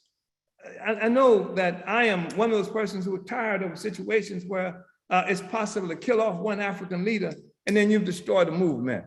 It's impossible to arrest one African leader and you've destroyed a movement. We have to move beyond that. And it means that every person who is a member of the party, has to actually be a professional revolutionary and committed not just in name to that, but really embrace and adopt, accept the political report that I'm talking about now as your own. The task, the objectives of the revolution as your own. The success of the revolution is something that you have a responsibility for bringing into existence. We're looking at a whole new generation of African leaders emerging now on a much higher level, certainly than when I came into political life. And the fact of the matter is, you have to be prepared. You must prepare yourself. You must be willing to lead. You must be willing to accept the leadership of the revolutionary project. If you can't do that, go join the NAACP or something like that. So we say that our regional, or the ANC, our regional leaders and all party members within each region must recognize and assume personal responsibility for self-development. The Department of Agitation and Propaganda, Director of Organization, and other appropriate leaders will do whatever possible to institutionalize our political, ideological, and organizational skills. However, every party member won to the theory of African internationalism, united with our tactics and strategy for the liberation and mandates and resolutions from our congresses and plenaries, must impatiently do everything possible to build our party, shorten the duration and end the existence of foreign and alien domination of our people, all in our lifetime. Our regional leaders working hand in glove with our mass organizations and with some oversight from the Office of the Director of Organization will take the initiative to capture the territory we occupy. This is the leadership that will learn how to unite with NWO, NPDUM, APDEP, and our myriad of colonial negating economic programs and campaigns to take all the space within the region. All colonized African communities globally will look more and more like organizations of the African People's Socialist Party because they will be. This 2022 plenary political report also provides further elaboration on how some of the departments and committees will carry out their work.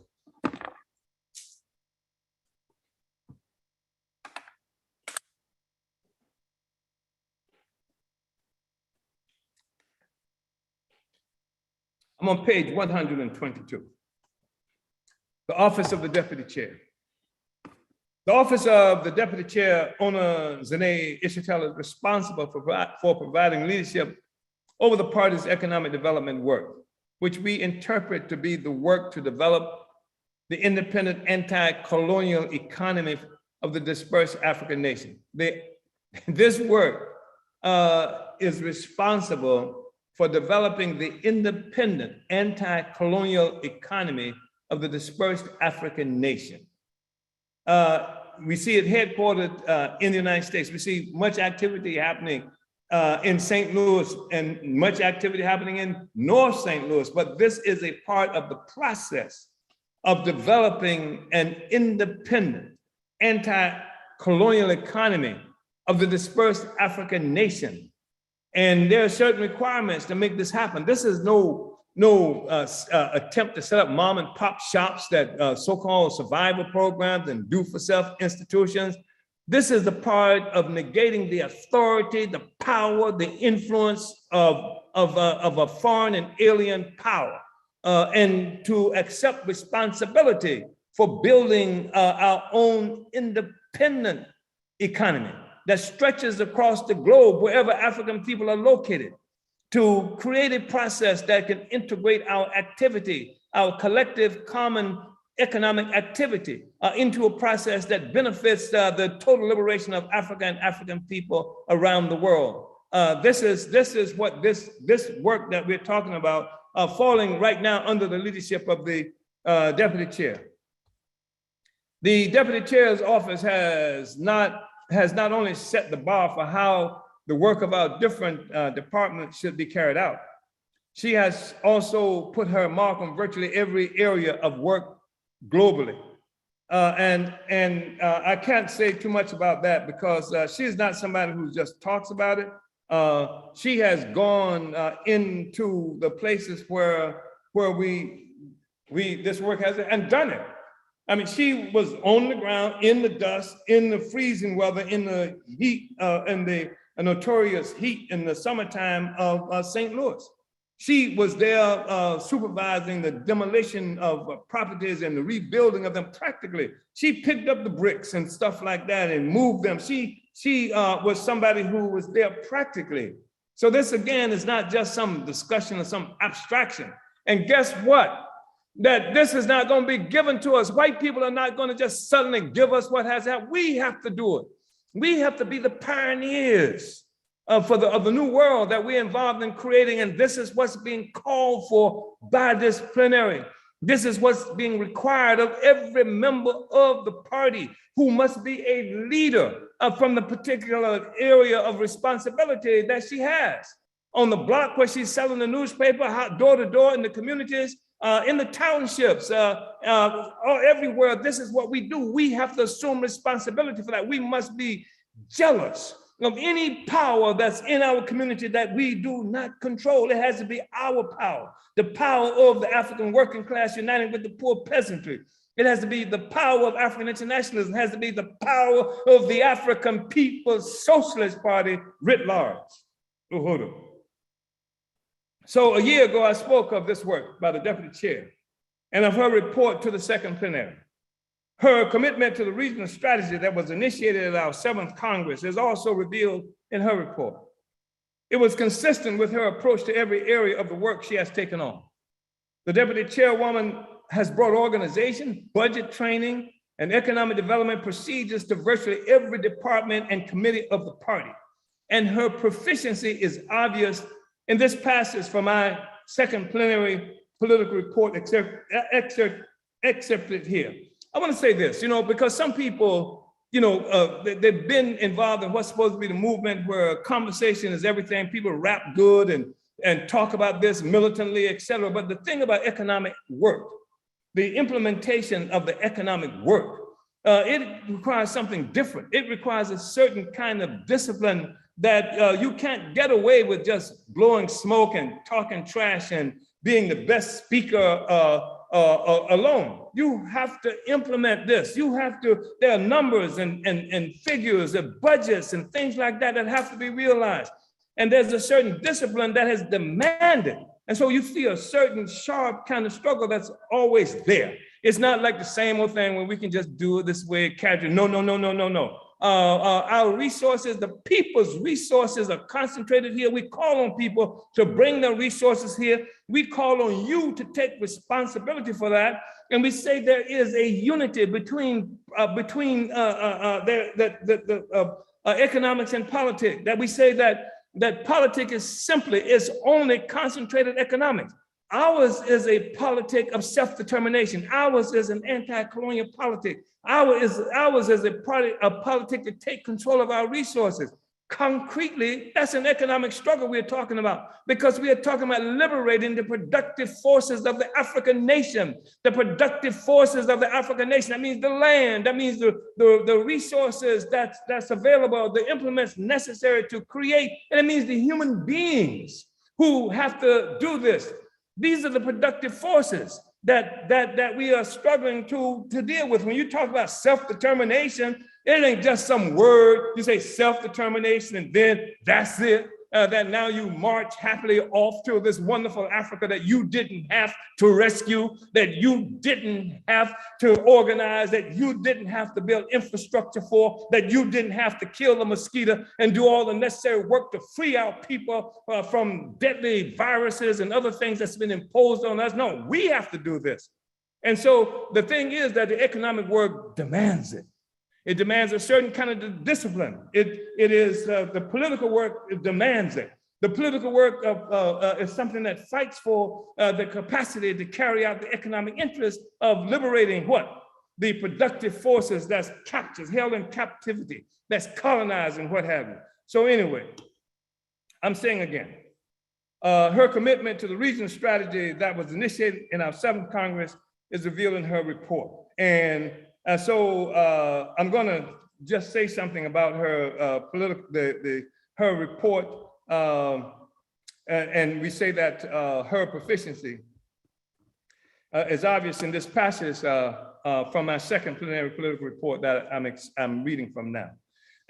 The global independent African anti-colonial economy is being organized under the leadership of the African People's Socialist Party through the work of Deputy Chair Owners and Wow.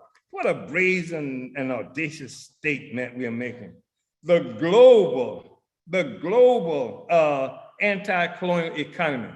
Here we are in North St. Louis. Here we are in South St. Petersburg. Here we are in rinky-dink Huntsville, Alabama. Here we are looking at how to make stuff happen in Accra, in Ghana, or one of these other places. And we're talking about the global independent anti-colonial economy. That's what we're organizing. Nobody else is doing it. People may be working to build their own little thing with a preposterous assumption that you can have some successful economy in Ghana, or some successful economy in Nigeria, or some successful economy in the Black community anywhere without making an offensive against the economic activity of the colonizers, which negates any economic freedom and liberation and development that you can have in the real world. So we say we are the only ones who are taking this on as a responsibility for Africa and African people as a part of the process for the redemption of Africa and African people. We have accepted that responsibility, and people who come into our party have united with that responsibility and are willing to do everything necessary to bring it into fruition, not just for us, not so that we can get more likes on social media, but because we know that our people deserve a future. Africa deserves a future. Africa produced us, and even though we over and over again, we denounce Africa, or we are ashamed of Africa and we run from Africa. Africa did not chain us. Africa did not put us in slavery. Africa didn't put us on welfare. Africa didn't put us in these prisons all around. It was white power colonialism that did that. Africa gave us everything that we have of significance and value. We got it from Africa. White power, colonialism, the colonial mode of production took it from us. Our responsibility is to take it back and to do everything necessary to take it back so that African children, people can live in dignity and can have a future. And we know they will have a future because we have accepted responsibility to create it. That's why we say we are professional revolutionaries. That's our profession, revolution, overturn this social system because somebody has to do it. And you have to have an organizational capacity that is dedicated to this. This is my profession, and this should be your profession, and everybody in the party should accept that responsibility. So we say that I'm going to go ahead and say this is what was stated by the deputy chair in a preparatory meeting for our second plenary of the 7th Congress. Am I doing all right on time? Okay. Oh, so the regional strategy, this is deputy chair, I'm quoting. The regional strategy is the key to us moving forward. We must capture the imagination of the people so they can see what their future looks like. It must go beyond the concept of freedom to the practice of getting free. People cannot eat a concept. We must take back the productive forces of the African nation.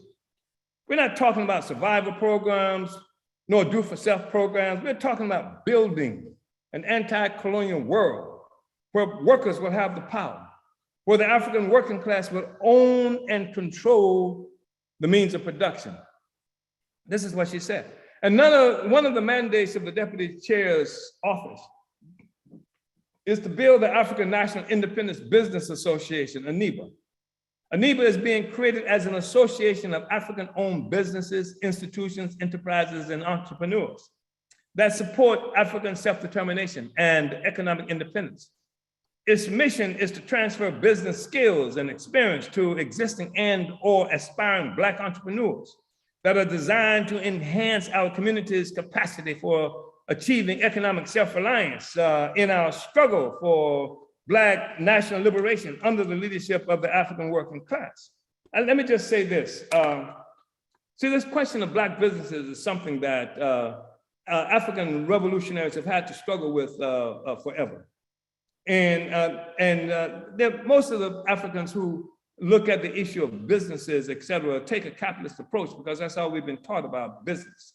That's the only thing we've known, the only thing we've experienced in business is the colonial approach, is the colonial capitalist approach.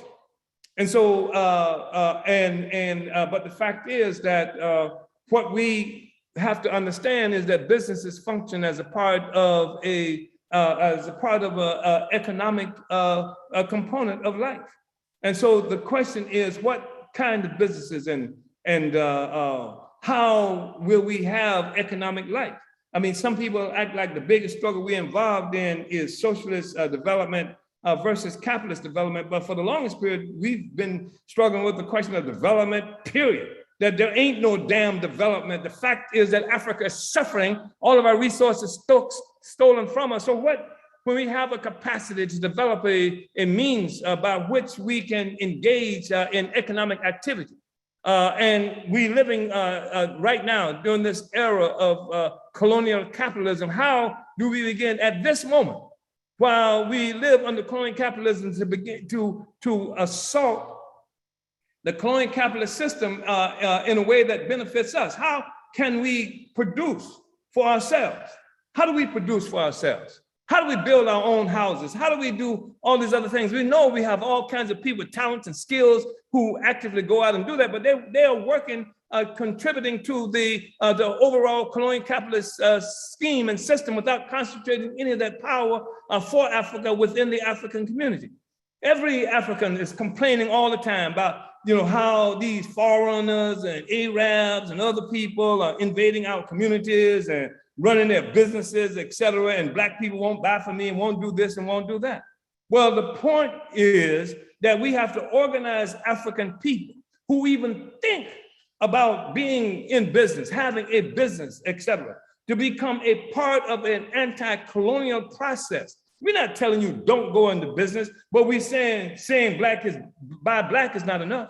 We have to say buy Black power, which means that these persons who are entrepreneurs who are talking about going into business must go into business with conceptually, with understanding that they're a part of a process of negating the economic influence power in the African world, and they are doing this along with Africans everywhere who engage in the same process. And not only that, because it's ANIBA, the African National Independence Business Association, is happening under the leadership of the revolutionary African working class. It's happening under the leadership of Black workers. So what we are talking about is economic activity, Black businesses functioning now in a process of struggling for independence under the leadership of the Black working class. That's what we are talking about. That means that at every African business in the African communities must be jealous of any entity, economic entity that is in there doing something that Africans could be doing, you could be doing for Africa and for ourselves, and that we need to have a cooperative process to take control of all the economic activity in the community that leads not just to some individual getting this or getting that, but leads to the development of the entire capacity for African self-reliance. That's what ANIBA is about. So according to the deputy chair, ANIBA will help to lead the charge to unite the national interests of all African people globally under the slogan, Buy Black Power, and build a new liberated Africa that benefits Africans and contributes to the creation of an independent, global, self-reliant economy that will provide for the well-being of Africans for all eternity. That's the quote. So the work to build ANIBA is continuing under the leadership of the deputy chair, as is the Buy Black Power campaign. The ongoing work under her office to grow the Black Power Blueprint Economic Development Initiative, which actually embraces all the economic development work of our party, but is currently headquartered in St. Louis, USA, is an inspirational and anti-colonial economic development project that is applauded by Africans and other colonized communities globally. Despite all the reactionary and opportunist political headwinds, the Black Power Blueprint Initiative has already resulted in major changes in one of the most economically depressed communities in the African North St. Louis colony. Our economic development work and movement of party members into residence in this part of the colony has encouraged other Africans to create and improve their businesses and invest in upgrading the housing infrastructure for their own use. So, typically what we do as Africans, we colonize. Any economic activity we have benefits somebody else. If you get a job, you go to build a house in somebody else's, in the colonizer community. If you work in a supermarket, it's in the colonizers community, the colonized supermarket. So what is happening now is we're taking control of this process for the benefit of African people. We are moving back into communities. Instead of running out of communities because of deplorable conditions, we're going into the communities, building in those communities, winning people to participate in rescuing those communities, because in so doing, we rescue ourselves from colonialism, but not as just some people who are passively there starting a business, though many people have started business as a consequence of what we do because they didn't have the courage to go into that. The party has gone in. The party has initiated economic development projects that began to transform the community, inspiring others who wanted to go into business. And we moved people into the houses in those communities. Africans are there now. African party members are there now. Where people were running from, trying to get out of it, we're going into them. And we're changing the contours. We're changing how those communities look. And others now have the courage and they are inspired to do it because we went there organized under African internationalist politics. So this is also changing the political dynamics in St. Louis, a majority African city that is under assault by a host of underhanded reactionary economic interests engaged in changing the demographics in the city to the numerical advantage of the colonizers. Stealthy redistricting to change the density of the African population and make it more expensive to pursue any semblance of Black power through the electoral process, along with ongoing attempts to combine the city and county government for the same purpose, is happening with the duplicitous assistance of many of the neo-colonial African political office holders. A massive, in fact, it couldn't happen without that support. That's their job. That's who put them in place. The Paul McKees in St. Louis, who own and bought up all the properties and work hand in glove with institutions that the corporations using local governments and state governments to put in place, like a land bank agency that uses the power of eminent domain, or more than eminent domain, taxes and code enforcements and things like that, to make it difficult and if not impossible for Africans to hold on to their properties, and then they take the properties and put them in the land bank. And then they create this relatively complicated process through which the land now is available to people, but it's not complicated for the bosses. It's not complicated for the speculators. It's not complicated for the big real estate agencies and things like that. They end up taking the properties. They get hundreds, thousands of properties that they use, they hold on to, allow the community to continue to degenerate. They are the ones who fund the campaigns for local offices. And these Negroes who are in power, who are in office now, generally speaking, have been put there by them to facilitate this process of theft of our land and maintaining this status quo, and now to really develop a process of changing the demographics in the city of St. Louis so that it becomes less Black and becomes more complicated, more difficult for African people to even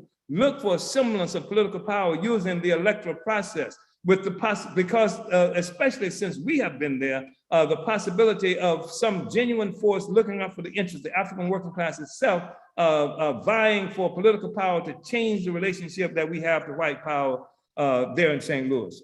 So a massive new National Geospatial Intelligence Agency campus is being constructed in the middle of North St. Louis, on more than 1,000 acres of property taken from the African population through the process of eminent domain. Not only has this land grab pushed hundreds of Africans out of their homes directly, it has created the condition for enhancing the tax rate for remaining homeowners beyond their ability to pay, thereby guaranteeing even greater home dispossession by African people. The presence of our party continues to challenge the equilibrium reliant on a compliant, complacent, docile African community without any independent political and economic resources. With our presence and involvement in simply organizing the African population and destroying the organizational and political monopoly of the colonial bourgeois Democratic Party, along with our economic development programs and participation in the electoral contest, we are challenging the monopoly of the African petty bourgeoisie in this space. We are carving out a dual power strategy on contending territory. This has been influenced by our housing, rehabilitation, and community development, which includes the One Africa, One Nation markets, a farmer's market, a community garden, an outdoor event space, a community basketball court, and housing for newly released African prisoners who will be entering our African Independence Workforce Program, associated with the soon-to-be open Uhuru Cafe and Bakery in a massive building we have purchased for that purpose. And you know, of the things that we're talking about, it's interesting. We talk about the One Africa, One Market, One Nation market, farmers market, et cetera. We're talking about the ability to end this thing that they call a food desert, where African people can come and purchase food, sell food, and do other kinds of things within the community. This is economic stuff that you can see happening. We're talking about rehabilitating houses. This is stuff that you can see happening.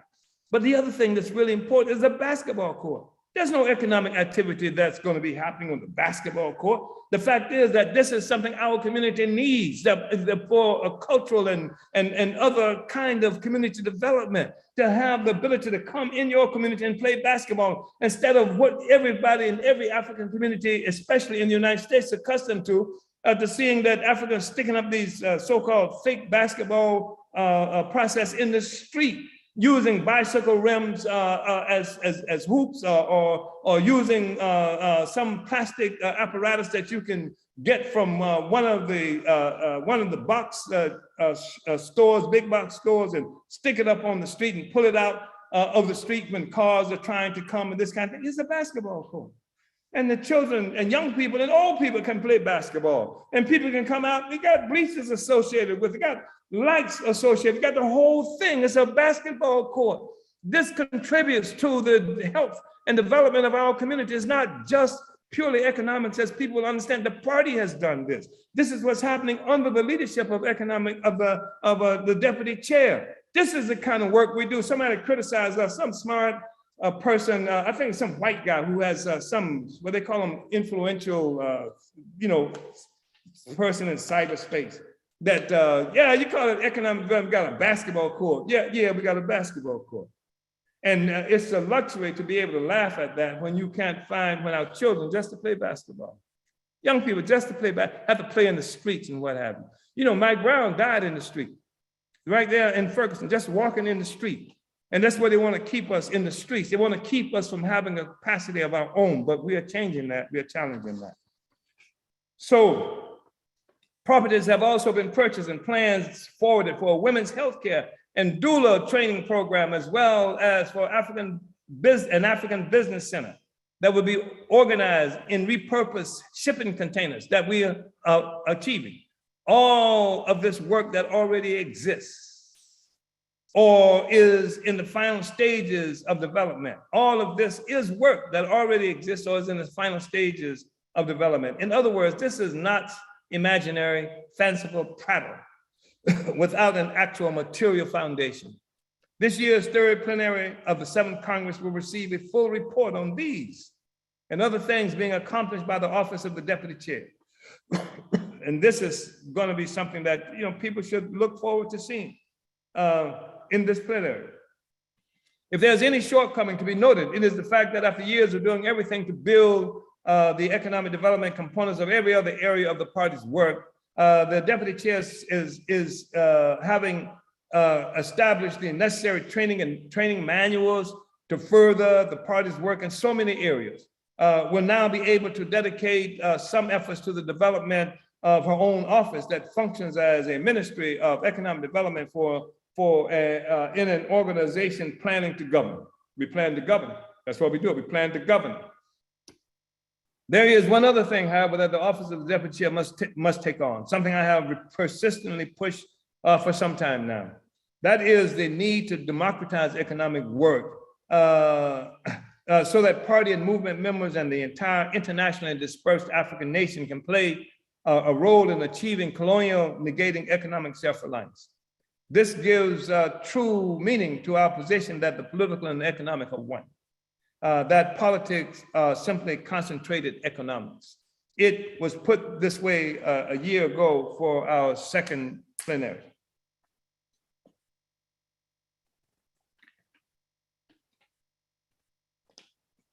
This is from the second plenary. a quote. One thing that I want to emphasize for the Deputy Chair's attention in fulfilling her mandates is the direction, work, training, and necessary infrastructure for further democratizing participation in the party's economic work as defined in the political report to the first plenary of the 7th Congress. And here is from the political report to the first plenary. The office of the Deputy Chair must also prepare for the plan for massifying the economic work among the whole party movement and African population at large. All our party members must become individual advocates and stakeholders for the development of our 50+ self-reliance programs.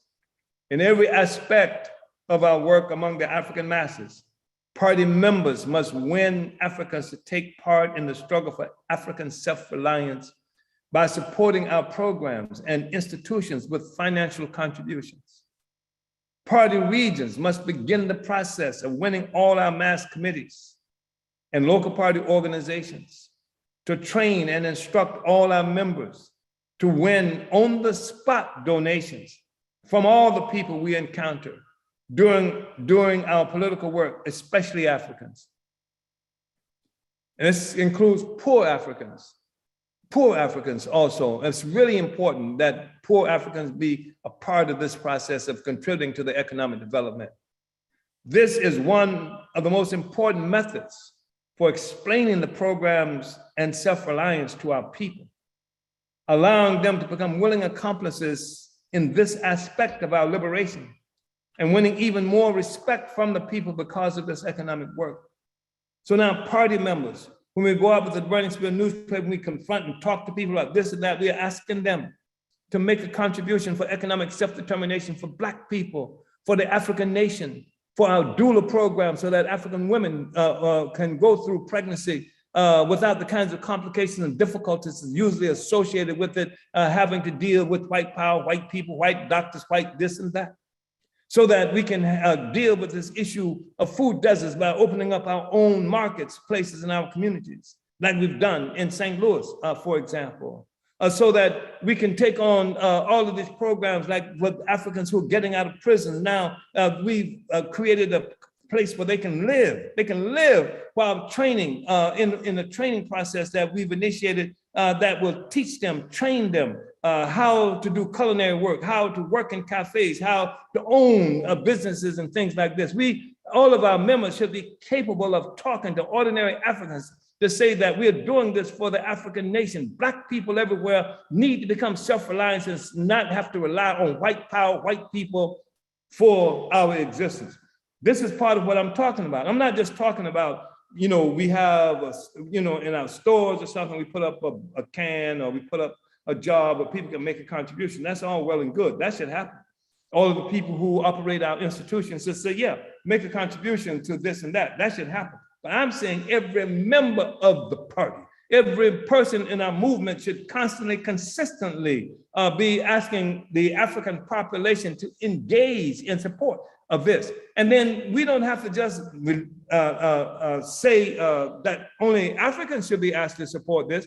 Others can support it too, knowing that they're supporting self-reliance for African people, self-determination for African people. This is the stuff that helps to massify this whole issue, this whole question of self-determination. Black people want to be in control of our own lives, and people who are in our provinces and townships and cities everywhere, Africans going out will do this, and the solidarity forces will do this as well.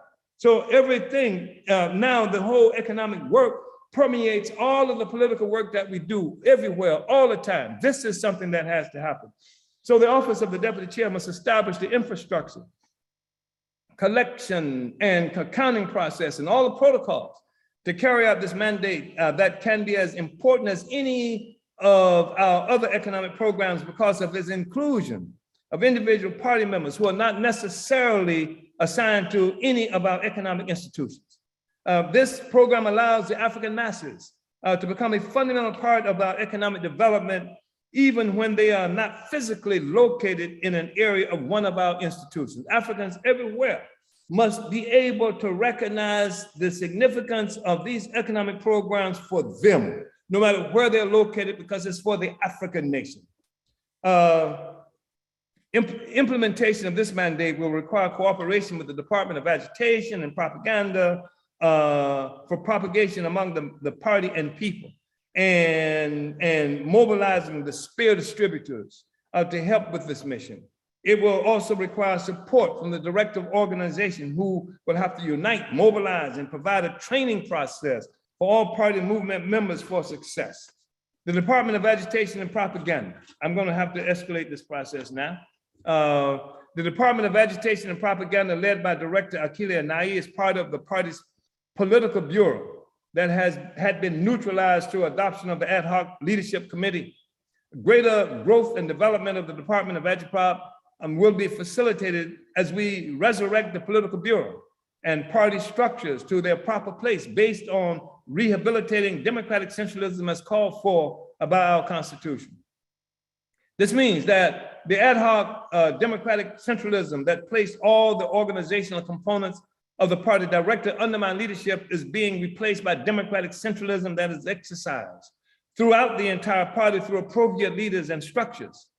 When every regional leader and committee is actually accountable for building functioning local party organizations and local party units with real leaders carrying out a division of labor within every sector of the party, Agitprop's work will be carried out throughout the party, as it should be.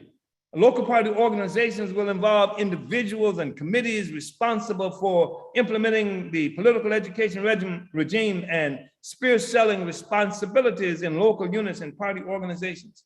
Our structures will again require every rank and file party member to assume responsibility for selling the spear and doing daily political work within his or her designated local party unit and local party organizational territorial base. All our local party organizations overseen by regional committees and representatives will be held accountable to measurable tasks regarding Agitprop related and other areas of party work. Our regional committees are accountable to the party's central committee, which includes Director Akile of the Department of Agitprop, for measurable work by the local party organizations. This will include the work done to build, write for, and distribute the Burning Spear Party's journal. This means that Agitprop will still have the responsibility for production and distribution of all party education and propaganda, but it also means that our party organizations functioning through a rehabilitated democratic centralist process will generalize all Agitprop work under the leadership of the Department of Agitation and Propaganda. It will also be less likely for the Agitprop department to exist in a silo. Now all Agitprop work is open to discussion and oversight by the Central Committee through a revitalized political bureau that is meeting at a minimum of 8 times a year during the periods between Central Committee quarterly meetings. Agitprop has already prepared our political education regime that is beginning to be implemented throughout our structures, but will be done so more definitive with the party, with the leadership provided by the plenary. By this plenary, the party is becoming energized throughout. Every party cadre are becoming more capable of representing the party in every arena. Active ideological work will become ubiquitous and as much a part of party life as any other task. This is part of the process of producing African internationalist evangelists. It is part of creating our African working class intellectuals who will not only improve the work of our party, but will begin to reproduce themselves and African internationalist philosophy and analysis throughout every region. This contributes to our intention of transforming every member of the party into active, competent recruiter, capable of introducing the masses to knowledge of and participation in every component of party work. The Office of the Directive Organization. The party's directive organization, Chimurenga Salambayo, provides the necessary leadership for how the regional work will be implemented. This plenary must lay the foundation for the regional work by explaining how this work will be implemented by our party globally, with the result of building local party organizations everywhere.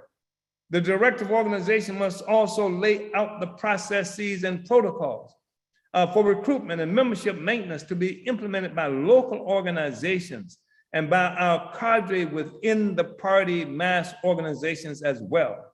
This is not just something to be stated as necessary. We must establish the actual organizational structures within the Office of Director of Organization and the methods of training of our cadre.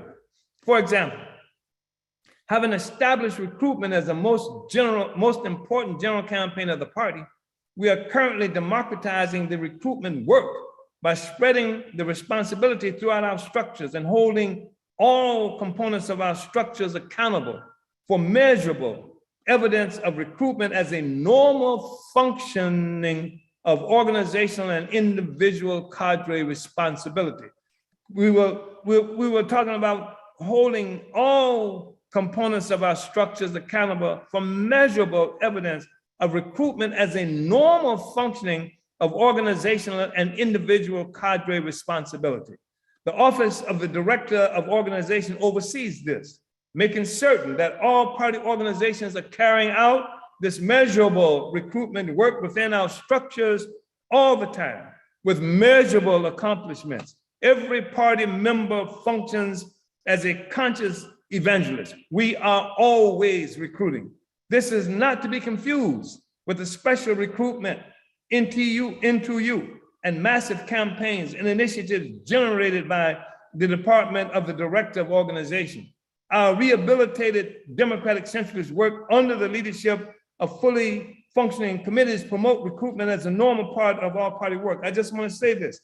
We are going to see more and more of certain kinds of special recruitment processes, plans. We're going to see a better implementation of the into process, the massive campaigns, etc. But the thing that I'm really saying now is the director of organization needs to understand that we're not talking about a special thing now. We're talking about implementation of the party structure the way it should happen. There should be normal, ongoing recruitment by members of the party, by local party organizations, by local party units all the time as a matter of functioning. This is what should happen. This is what has to be implemented. This is what we have to develop a capacity to do from that office. All party mass organizations are also led by a party cadre who sit on the Central Committee, the highest body of our party between our congresses. However, leadership roles of our mass organizations must also be held by party cadre on regional, provincial, and local levels. Additionally, party mass organizations are also engaged in recruitment all the time, if only because their nature as mass organizations traditionally involves rapid turnover in membership. We recognize the responsibility to deepen the unity of our mass organizations and their membership so turnover is minimized. And this is going to be facilitated in part by the political education regime that we are really pushing more and more now, and we think we see that. We must develop what we have called in the past loyal mass cadre who can contribute deeply to the building and functioning of a mass organization. The mass organizations are a reservoir of reserve forces. They deepen the pool of recruits available to our party. They function as bench warmers who are in structural position for ongoing development. With the leadership of party cadre, many will be able to discover the universal contradictions elucidated by African internationalism within the particular contradictions that drew them into membership within our mass organization. Now, moving forward, leaders of all our mass organizations will be held accountable to measurable evidence of growth in membership and influence. Also, party members within our mass organization will receive constant training on how to recognize and develop recruits within our mass organizations who can be added to the ranks of the party. The International People's Democratic Uhuru Movement. All party mass organizations are extremely important, especially now. However, at this time, NPDOM is the organization that is most important for bringing masses of African people under our sway.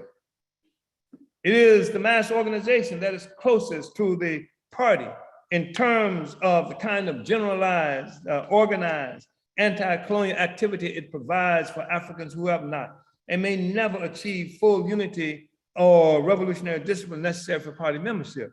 NPDUM President, Comrade Kalambayi Andanet, has done more than any previous president to bring and keep masses of African workers into the organization. She has proved to be an effective organizer who is generally capable of winning members to a stable and relatively long-term relationship with NPDUM, some of whom have been recruited into the party as credible leaders of various aspects of our party-led movement. However, the task before us now is to go beyond the limitations imposed on the African working class in terms of our expectations to actually govern. Much of the African working class is thrust into a kind of barely visible urban nomadic lifestyle, where gentrification or population removal, employment uncertainty, and colonial economic relief and welfare service are strategically located to engender perennial instability. This is the reality of Africans everywhere. This complicates the ability of the African working class to acquire long view necessary for revolutionary imagination. As revolutionary cadre, we have to be one with the masses of our people. We have to take organization and political and ideological clarity to our people wherever they are located and in all circumstances. However, to be most effective, our leaders must acquire the capacity to stabilize our work and to assist the African working class to acquire a long view, to be able to actually envision the defeat of our colonial oppressor and seize the reins of power in its own hands. One important thing that NPDUM must do, something we have spoken of on many different occasions, is to build an actual physical office with a capable administrative component. And I'm talking now about the international headquarters. In the past, we have made the analogy between the neo-colonialist NAACP, the mass organization of the African petty bourgeoisie that is directly chained to liberal colonialism, and NPDUM, the mass organization of the African working class. The NAACP has a worldwide membership of nearly 500,000 people in 2,200 branches in 2021. Of course, the size and resources of this organization are not something that is reflected in its performance in the interest of the majority of our people. Like NPDUM, the NAACP is an organization of a particular class within the African colony, but unlike the NAACP, NPDUM is the organization of the African working class under the leadership of our party. Its existence gives definition to the designation of the party as the general staff of the African working class. Through the regular dues paid to it by 500,000 people within 2,200 branches, and the money and other resources collected from the liberal colonial bourgeoisie, the NAACP, an arm of the ruling colonial Democratic Party, is able to purchase its offices, publish its journal, pay staff, and hire and recruit lobbyists and various specialists to carry out its mission of obscuring the nature of our oppression and what is required to end it. A requirement of NPDUM at this moment is to acquire a similar capacity as that of the NAACP. By this, I mean NPDUM must initiate a recruitment campaign to win a predetermined minimum number of paid members whose membership dues can go toward the acquisition of our national office and provide salaries for our president and adequate administrative staff. Ain't good enough to just be running around doing stuff. We have to do this. We have to build a professional organization. And we have to consolidate our administrative capacity for this organization. Whether it's in North St. Louis in a particular space or whether it's in the bushes someplace, that has to happen. This will mean that just as the NAACP membership numbers are not reflected in the number of people attending all or even most of their meetings, the NPDUM membership also funds the functioning of the organization through its dues and whatever special fundraising and economic development projects initiated by its economic arm. This is true regardless of the numbers of members who are actively involved in local meetings at any given time. In fact, membership dues must function as one incentive to recruit more and more members into the organization. Membership dues must become a line item of NPDUM's budget projections. This will provide the stable organizational headquarters that the working class needs. It will magnify by 1,000 times the capacity of NPDUM to carry out all of its work.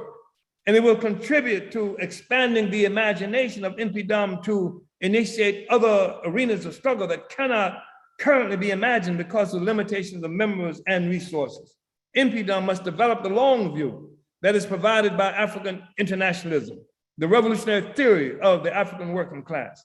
Comrade President Kalambaye must take the African working class to this new capacity for self-organization that is essential for the African working class to reclaim the future. This will be a major development, just as NPDUM is already a major development in the liberation struggle. It is historic in the sense that since the UNIA, the African working class, has never been able to create and lead our own mass organizations that is loyal to the aspirations of our class.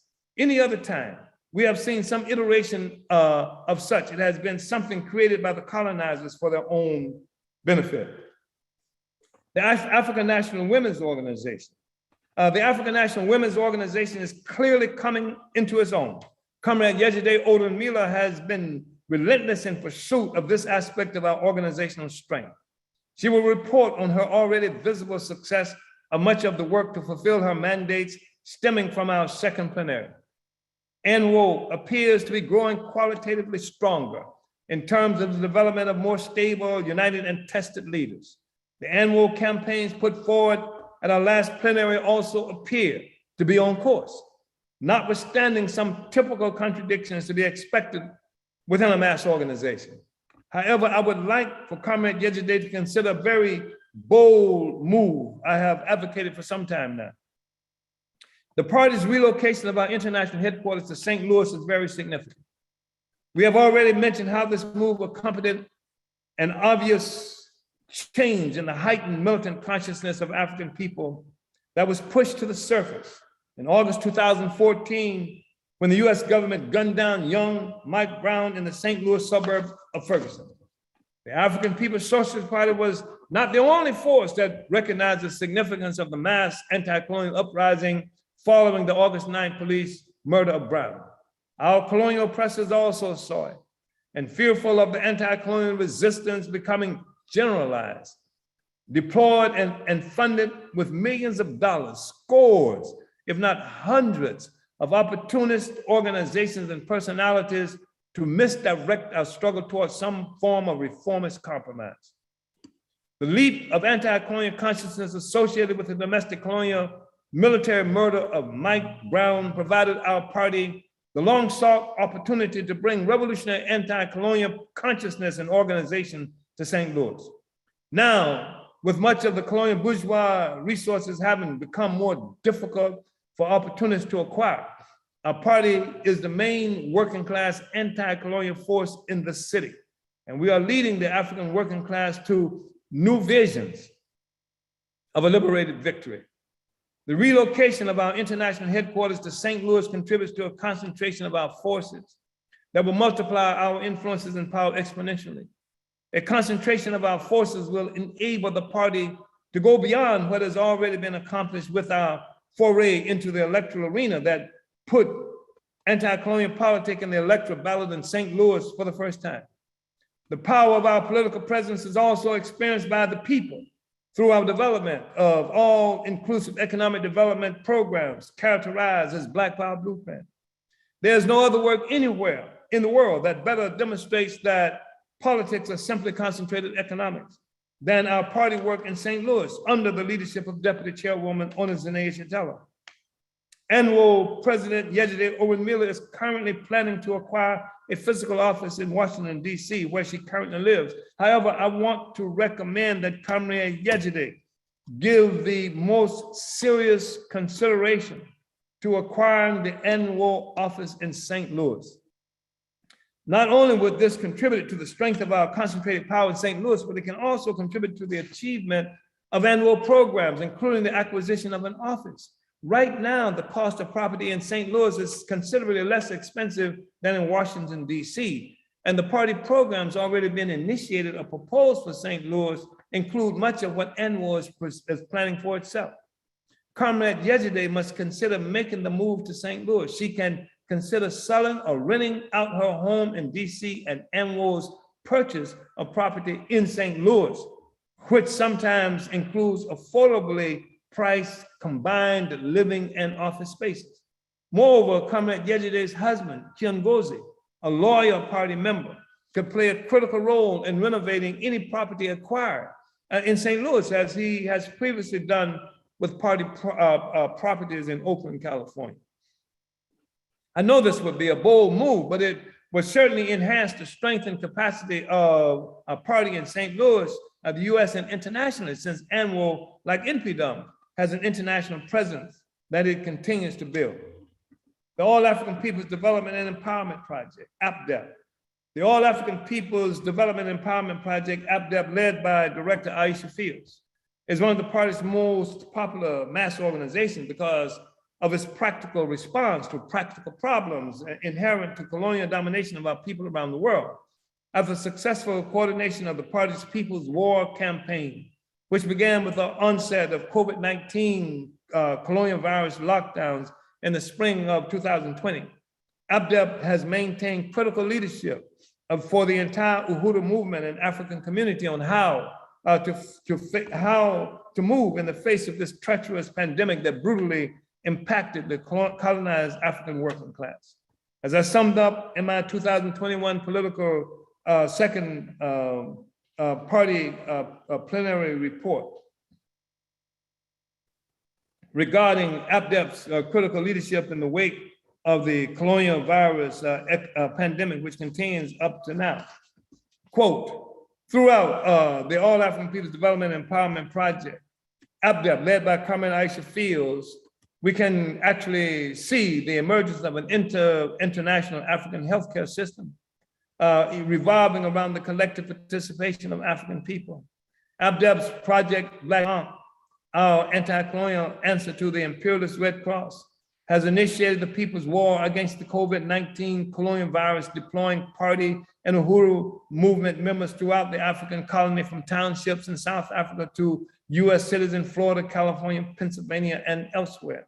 And this, by the way, is something that I'm mentioning in passing, but APDEP has to be conscious. Comrade Director Aisha Fields has to be conscious of really growing, developing the Black Ankh as part of the work that has to be done. So we have a process and it has to be grown and developed. The anti-COVID People's War campaign developed safe practices and protocols that were delivered via social media and by trusted party members and heroic volunteers. Our forces, known by our colonized communities, did not represent the hated colonialists and their institutions that have never worked in our interests, no matter protestations to the contrary. And even this work, the colonial virus, with the ongoing so-called iterations that continue to emerge, this is something that we are working on all the time. APDEP has to always be working, developing, and providing information and leadership for the African community with this as well. I mean, these are projects that are not just static, something we write down on paper and say, okay, we did a little this, a little that. This is part of the process of development. It should become magnified, become magnificent institutions and responses to these health contradictions. Black Ankh launched their online telehealth and Ask the Doctor institutions that have won voluntary participation from African doctors, nurses, nurse practitioners, and other healthcare workers who provide free medical support and advice to colonized and mostly impoverished African communities throughout the world. All of this work and the growing success of Zenzele Consignment, APDEP's Community Economic Support Project in Huntsville, Alabama, are demonstrative of a major resurgence of APDEP work that reflects the rebirth of our defeated anti-colonial revolution of the 1960s. The impressive maturation of APDEP as a dual power institution of our party is matched by the apparent maturation of the mass forces of APDEP volunteers. Many APDEP members have been won to a greater demonstration of practice African International's unity through taking on expanded responsibility for agricultural work and other subcomponents of institutional implementation of APDEP's plan of action called for by our 7th Congress resolutions and mandates. Recently, Dr. Aisha Fields, along with 2 other party APDEP members, made an important trip to Cuba as part of its 31st Friendship Caravan. Comrade Dr. Fields reported that, quote, the caravan is hosted by the Cuban government itself, along with the Martin Luther King Center and Ebenezer Baptist Church of Cuba. Because the caravan is hosted by the Cuban government, its participants have access to government officials at the highest level, government and civil society organizations, and the leaders and insight into various sectors of the Cuban society and economy. The caravan was covered by Cuban media daily, and because of the cadre stand of our party members, Comrade Aisha was called on by caravan organizers to speak at 2 press conferences. Party member Comrade Chiwo also played a key role in the caravan's media team, with Comrade Fofi working in the healthcare team,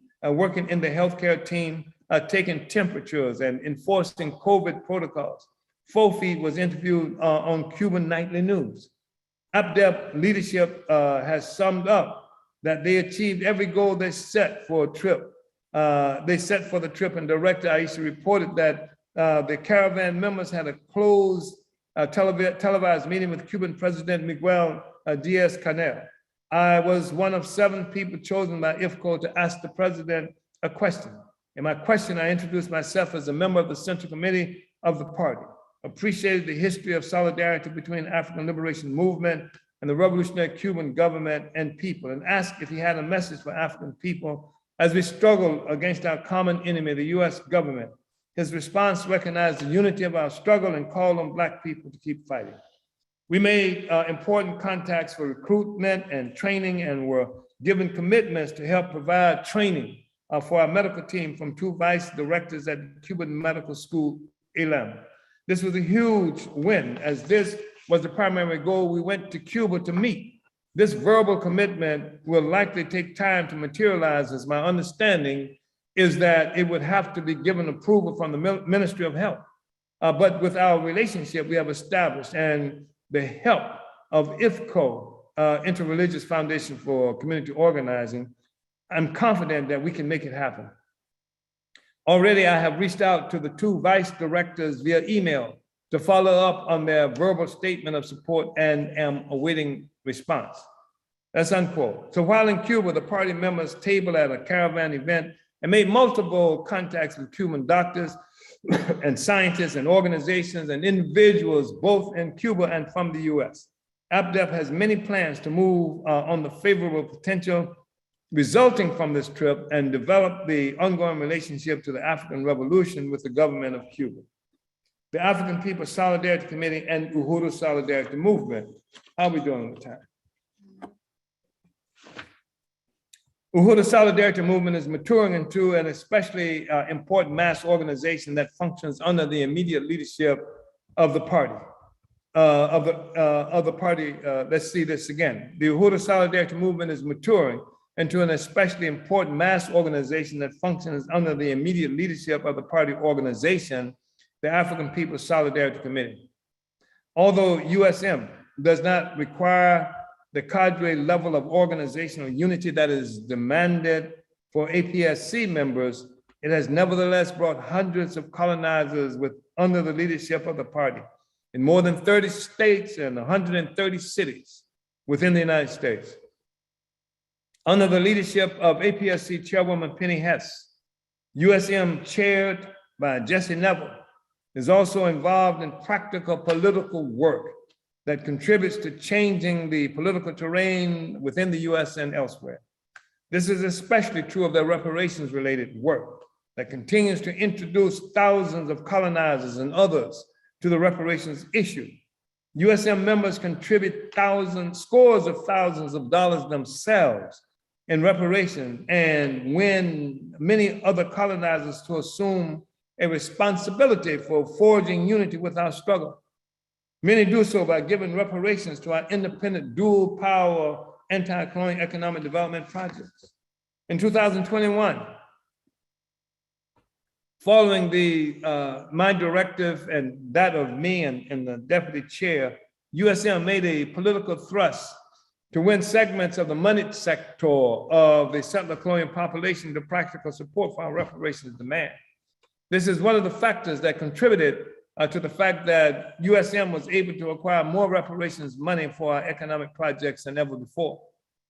USM is representative of the creative leadership being provided by the African People's Solidarity Committee under the leadership of our party.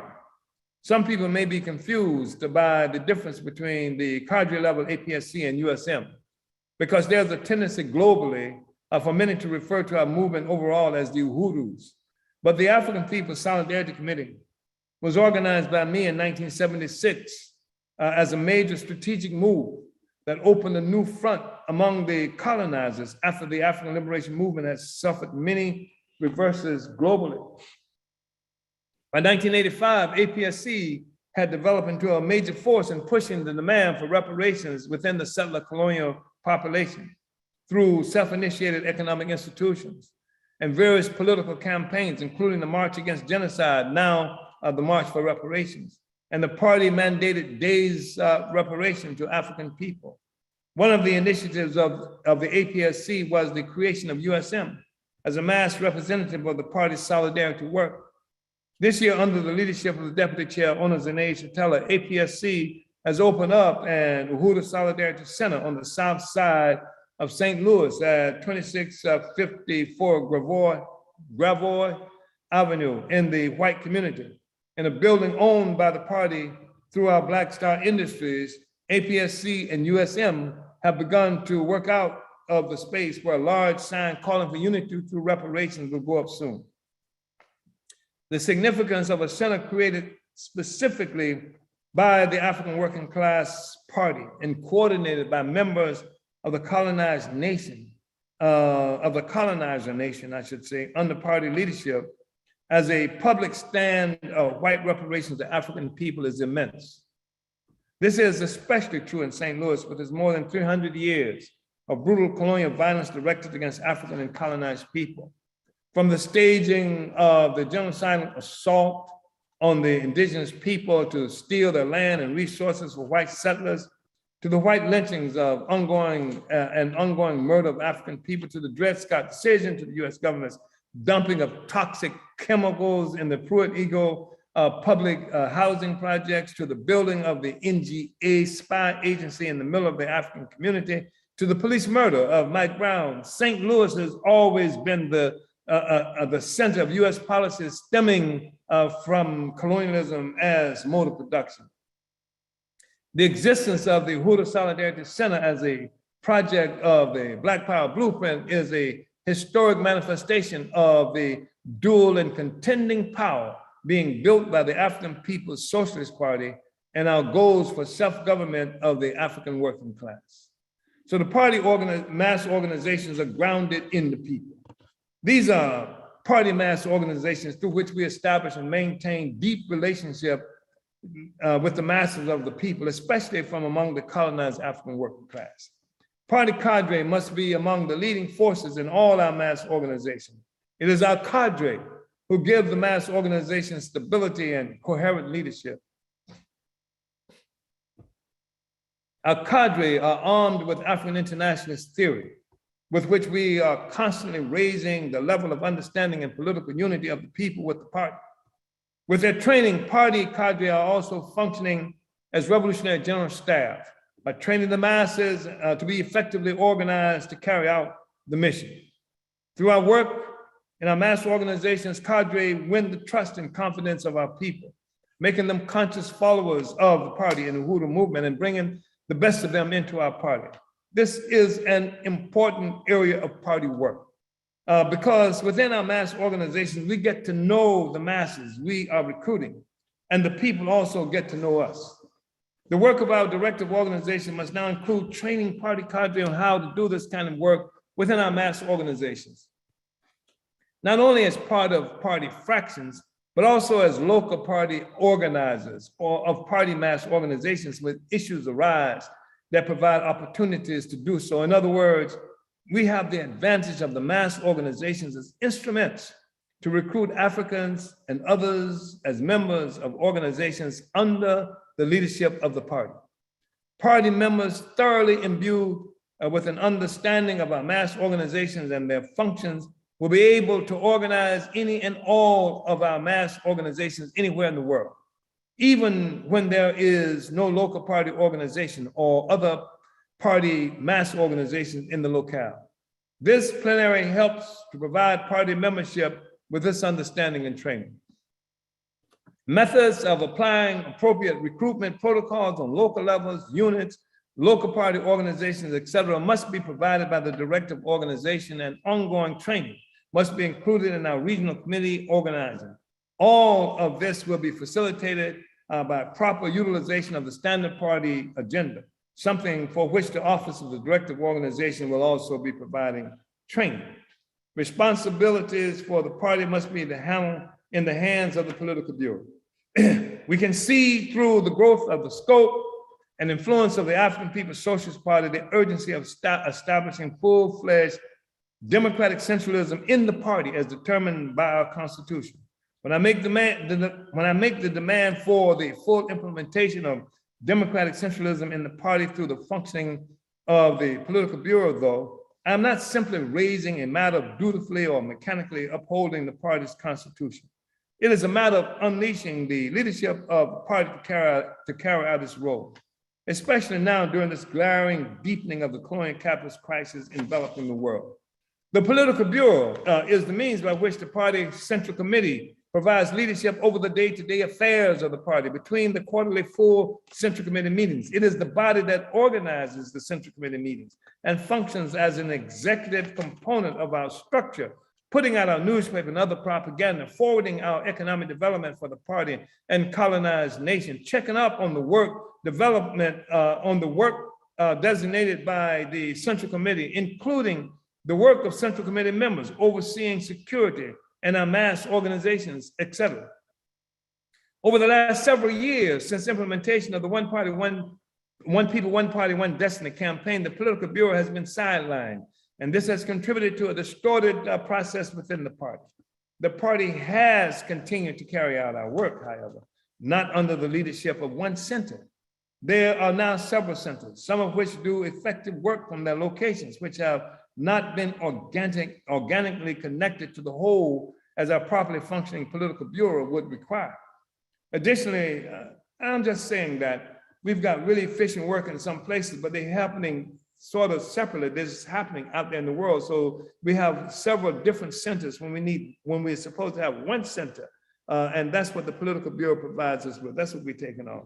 Additionally, since the solidarity forces have been incorporated into the ad hoc structure and improper significance has been conferred upon them, the strategic direction that should be the consequence of political bureau oversight has been left to their discretion, with primary oversight from the Office of the Deputy Chair, where many of the solidarity forces are assigned within the overall economic work. Also, since the veterans of the solidarity work were trained by me personally, they have taken this experience and knowledge into their assigned areas of party work. This has given them added influence within our structures and created a status quo that made development of party forces unnecessary for the conduct of our work. Therefore, since the political bureau was not functioning properly, the opinions and views of the solidarity forces have had a magnified influence on the party. And I don't want anybody to misread that, but if it's not functioning properly, that just means that there are all kinds of views contending on sometimes equal basis. The ad hoc leadership structure under my leadership was part of our ongoing process designed to transfer the skills in the solidarity movement to members and structures of the party. However, the fact that the political bureau was sidelined meant that the party was able to function without the full transfer of skills, and responsibility for some important positions have not yet been filled by party members. This has meant that instead of one center presided over by the Central Committee through the political bureau, there are now several centers without strategic oversight. This is the predicament responsible for this process of leadership reorganization facilitated by this plenary that is designed to give me and the Central Committee full access to the party and all its moving parts. Some of the contradictions for which the One People, One Party, One Destiny ad hoc campaign were designed to compensate were contradictions stemming from sloth, disunity, and incompetence by some of our leaders, even when the political bureau was officially in place. The ad hoc structure did not push the development of our leaders. In many ways, it petrified our leadership development. Party leaders became unnecessary for the apparent success of much of our work now that the ad hoc structure kept the machine functioning. The lack of grit, determination, political unity, imagination, and creativity, relentlessness, problem anticipation and solving, revolutionary dedication, etc., and general leadership stagnation all contributed to the initiation of the ad hoc structure. The significance of this is to simply state that re-employing the political bureau is not in and of itself enough to rectify the state of affairs currently afflicting the party that we are putting right. For our success, the political bureau leaders will have to take full responsibility for the party. As part of the resumption of the function of the party's political bureau, and because the massive amounts of information and urgent mandates in this chapter, it is mandatory for every party department, office, and organization to conduct a thorough special study of this entire state of the party chapter of this political report. It is critical that every party organization study the entire chapter on the state of the party and not just what pertains to your area of work. This is necessary in order to be able to carry out the level of organization building being called for in the political report and necessary for the next level of party building, putting the African Revolution front and center on the world stage. Parties' work to build the Black is Black coalition reestablishes our anti-colonial trajectory. The party's determination to reintroduce anti-colonial politics into the broader African national liberation struggle, including through the electoral arena, was expressed in the document I presented to the first National Black is Black Conference to define what the coalition was about. This is, again, where we're trying to solve the problems of the revolution, because after the defeat of the revolution, what happened was everything was dispersed. The assault that was made on the philosophy, the ideology, the ideas of the revolution were not being held together by a single meaningful revolutionary center or anything like that. And the party has seen as a part of the project of solving the problems of the revolution to put the struggle against colonialism, to unite the people to overturn a social system based on the colonial domination of African and colonized people around the world. This is what we've taken on, and this is part of what we are talking about here. So the party's determination to reintroduce anti-colonial politics into the broader African national liberation struggle, including through the electoral arena, was expressed in the document I presented to the first National Black is Black Conference to define what the coalition was about. In the document titled Build the Black is Black Coalition for Social Justice, Peace, and Reparations, Advance the Struggle for Bread, Peace, and Black Power, adopted in St. Petersburg, Florida in January 2010, we stated, the Black is Black Coalition for Social Justice, Peace, and Reparation is an organization comprised of otherwise independent groups and institutions that fit within the general anti-imperialist self-determinist tendency of the African community. While the immediate cause of our organizing has been the escalation of the US wars in Iraq, Afghanistan, and Pakistan, we are representative of a people whose introduction to the US and to imperialism in general has been our own experiences as victims through the attack on our African motherland and the subsequent enslavement and colonization from which we still suffer today. It has been our own historical experiences as victims of imperialism that helped to inform our views of imperialist aggression by the United States and others against the people of the Middle East, including Palestine and the Persian Gulf. It has been our own experiences that help us to recognize the imperialist aggression by the US and others against the people of South America, especially Cuba, Venezuela, Nicaragua, Bolivia, and the growing anti-imperialist bloc. These experiences have also made us opponents of US and other imperialist involvement in Africa and the African world at large, especially the economic quarantine of Zimbabwe, the proxy wars in Congo, Ivory Coast, and other places, and the imposition of AFRICOM as a means to guarantee the never-ending profit-taking immiseration of African people. We recognize the current imperialist involvement in Africa and the African world as a continuation of the initial assault on Africa. In addition, the colonization of the African continent that transformed Africa into a source of stolen labor and resources resulted in the export of African misery and colonizations to the far reaches of the earth that include North and South America and the Caribbean, where Haiti continues to be a glaring example of the consequences of this relationship. In fact, the current expression of capitalist exploitation and oppression, known as imperialism by some, is but the development of capitalism and the relations of exploitation that were born of the first accumulation of capital stemming from our enslavement and colonization and the accompanying rape of Asia and what is now known as the Americas. This is why the Black is Black Coalition is uniquely positioned to assume a leadership role in the struggle against the current expressions of US imperialist aggression being directed against the struggling people of Afghanistan, Pakistan, and Iraq. This is why we stand in solidarity with the Mexican people, the indigenous people of the US, the people of Cuba and Venezuela, etc. It is because we recognize their struggles, like our own, are simply efforts to reverse the verdicts of imperialism that require the vast majority of the world's people to live in perpetual misery and poverty for its success. It is because we know that the prisons of the US are filled with the masses of our people because US imperialism recognizes us as an internal colony. And since the formal emancipation of our people has maintained a public policy of police containment, most often with the democratic consent of the general white population. This is why the brave men and women who organized themselves and boldly struck out to win our happiness and the return of our stolen resources have all been victims of character assassination, forced exile, and murder.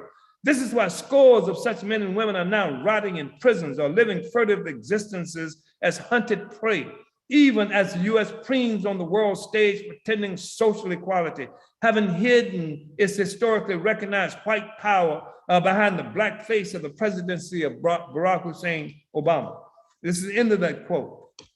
This presentation at the founding conference that consolidated the Black is Black Coalition contributed to the party's ongoing effort to bring ideological integrity to our movement. It was part of the hedge against opportunism that would inevitably come into the coalition, as in other areas of our struggle for liberation from the fecal sludge of colonial existence.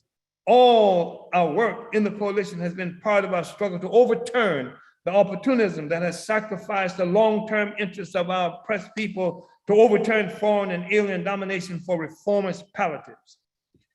Ideological differences continue to exist within the coalition. There are some who will never unite with a genuine revolutionary trajectory. The existence of the coalition did not in and of itself eliminate the presence of opportunists and careers within the African liberation movement. It continues to be true that in addition to ideological eclecticism, there are dishonest forces within our movement overall. These are people who believe in nothing. They are not simply eclectic, they are ideological chameleons whose position changes to meet the requirements of the moment. At best, they may be described as advocates of popular or pop philosophy, philosophical expressions that are trending at the moment. But in general, the work to build and lead within the coalition is some of the most important work we have done to advance our struggle that continues to be locked in a battle with assimilationists, anti-racists, and other pseudo-revolutionaries for ideological influence. This means that we are not simply about winning recognition of the need to achieve national liberation through uniting the most progressive sectors of the colonized nation. We are also about advancing the struggle for national liberation under the most reliable revolutionary force within the African nation, the African working class. There are some who saw these ideological struggles as a waste of time, but we were clear that we had to have the ideological clarity if revolution was truly on our agenda. We have recognized for some time now that while there can be theory without revolution, there cannot be genuine African international or any revolution without advanced revolutionary theory being implemented by our revolutionary party. The success of our work with the coalition can be seen in the fact that our anti-colonial movement overall has acquired greater coherence than any time since the defeat of the Black Revolution of the 60s. The party's anti-colonial position is becoming ubiquitous within the coalition and the world of the colonized at large. Our African internationalist analyses around the many contradictions with which our people are confronted are becoming the analysis of members of the coalition and others. Increasingly though, sometimes incrementally and without acknowledgement, members of the coalition are embracing African internationalism, the necessary philosophical instrument to win our liberation. This is why we do the work with the coalition. Unlike so many who dodged the responsibility for forwarding the revolution after the military defeat of the Black Revolution of the 60s, our party did not dissolve into coalition work as a solution. We are relentlessly determined to complete the Black Revolution of the 60s, not surrender to a path of least resistance by obscuring the anti-colonial revolution and the class struggle raging within it. Indeed, the success of the coalition can be attributed to the ideological clarity, capacity, and determination by our party to win the total liberation, unification, and redemption of our Africa and our people universally. Izwele to Africa, forward to the 50th anniversary of the African People's Socialist Party, victory to African people. Uhuru.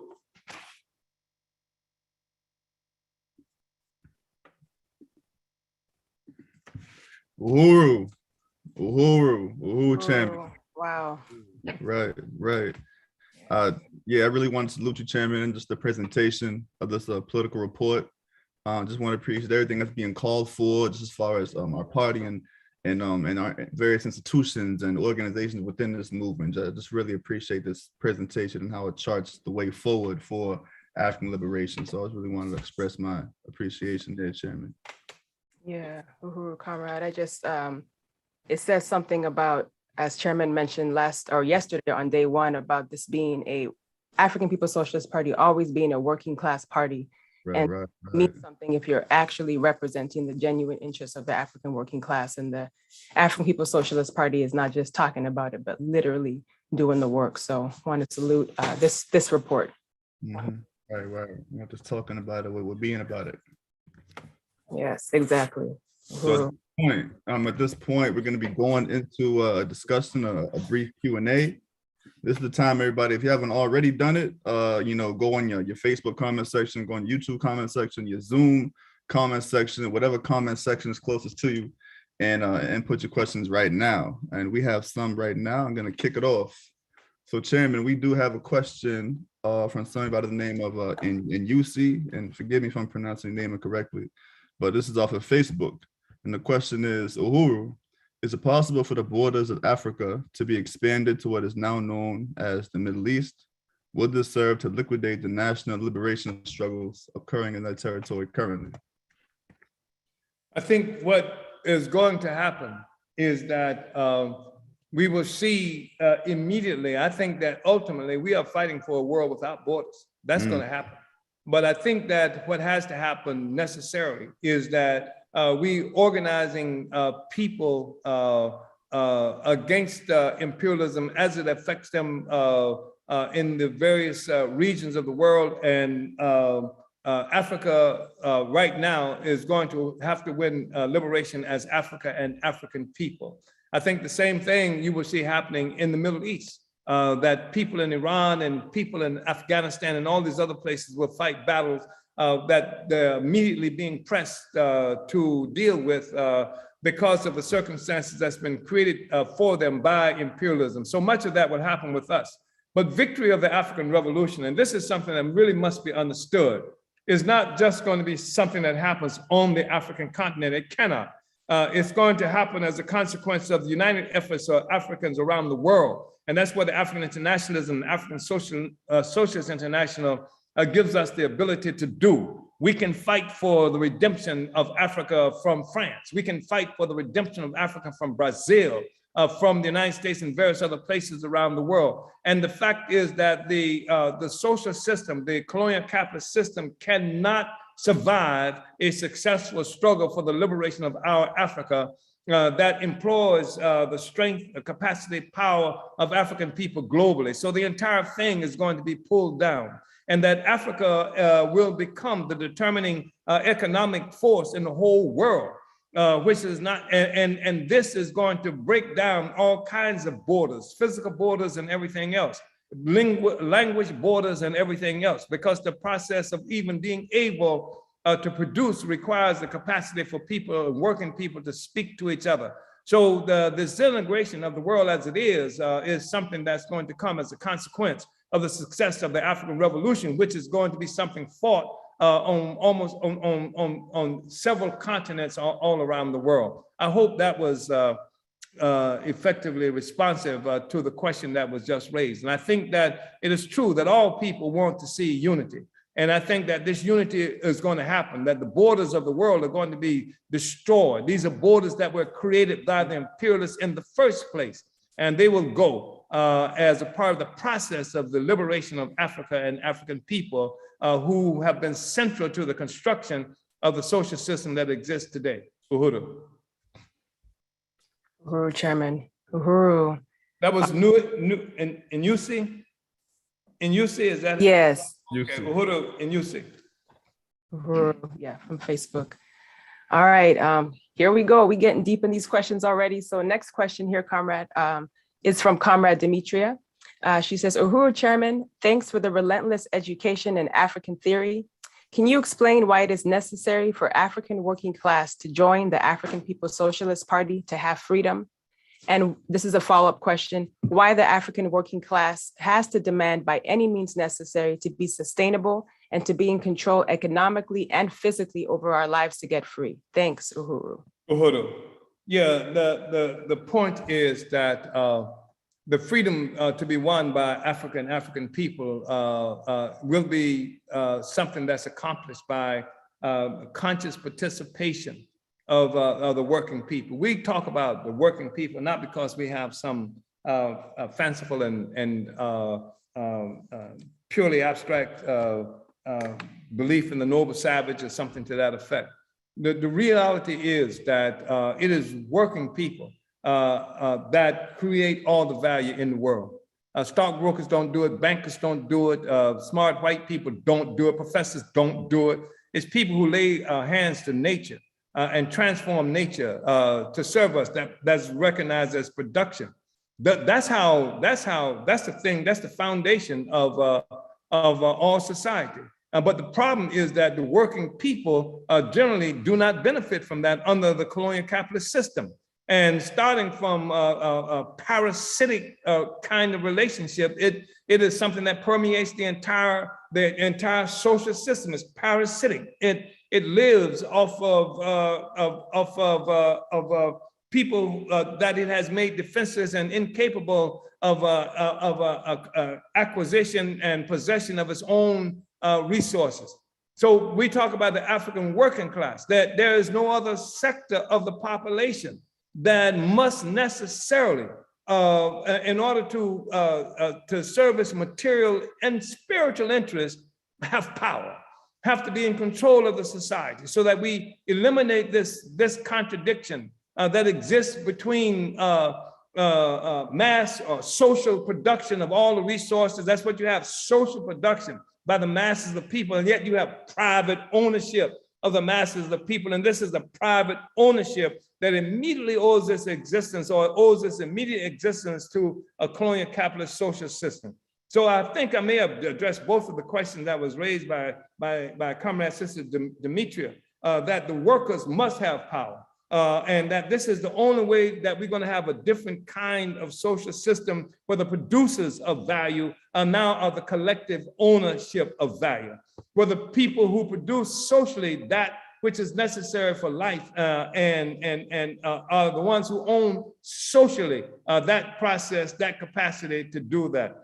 And that's the only thing that would allow for a real justice. It destroys the vampire, the parasite that sucks the life out of everybody and that reproduces and replicates itself throughout virtually every structure in society under its domain. So I hope I addressed that. And the workers have we are the only ones who cannot have our interests served satisfied, our material interests within the social system. It's got to go.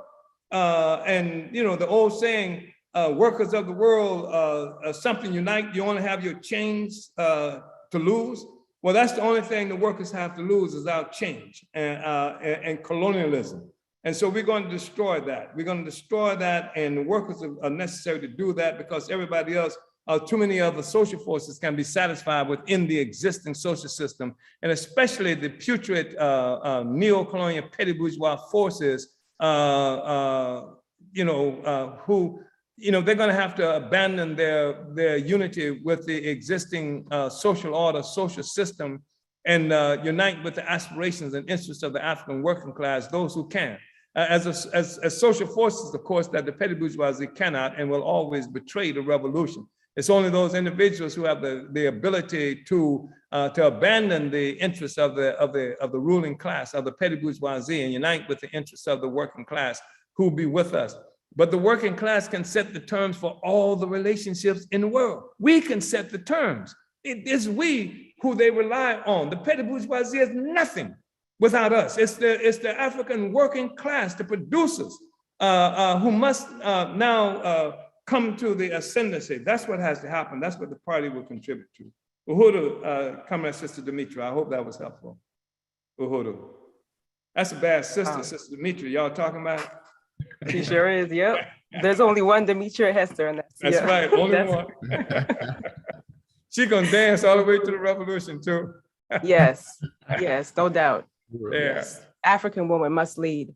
Yes. And speaking of that, and just touching on what you shared, Chairman, I appreciate the report going into just even the significance of the Buy Black Power work, because as we're building this liberated, economy, which will, as you said in your report, you said it will forward the process of negating the influence of economics and the political oppression that Africans face under colonialism, and helping us to turn away from a system that's like not that seeks to loot us and not to feed us and not to fund them. So this is what dual and contending power is about, and making that distinction between economics for us, buying Black power, which benefits the whole people as opposed to these self-interests. And so, and this is the ability for us to uplift the African working class, just to go off with Comrade Demetria's question, who have suffered under this parasitic relationship for far too long. I think that's absolutely correct. And I think that's also speaks to the genius of the initiation of the economic work that we do. Yeah. Because people want to treat all economic activity as being the same. And what we are saying is that a problem is not economic activity. A problem is ownership and control of the means of production. What social force owns and controls the means of production? And so what we are doing is initiating a process that will allow for economic activity development in the African community, even by people who don't consider themselves socialists or African internationalists. But this happens under the leadership of the African working class. We have instituted various kinds of economic ventures of our own under the leadership of the African working class. And people who make the mistake, sometimes consciously and purposely, of seeing this as some kind of capitalist activity, do so because they don't understand what capitalism is. It is ownership of the means of production, ownership and means of production by the ruling class. In this instance, to bring about real socialist transformation, that's why that Bernie Sanders and all this AOC and democratic socialism nonsense is just something that's diversionary.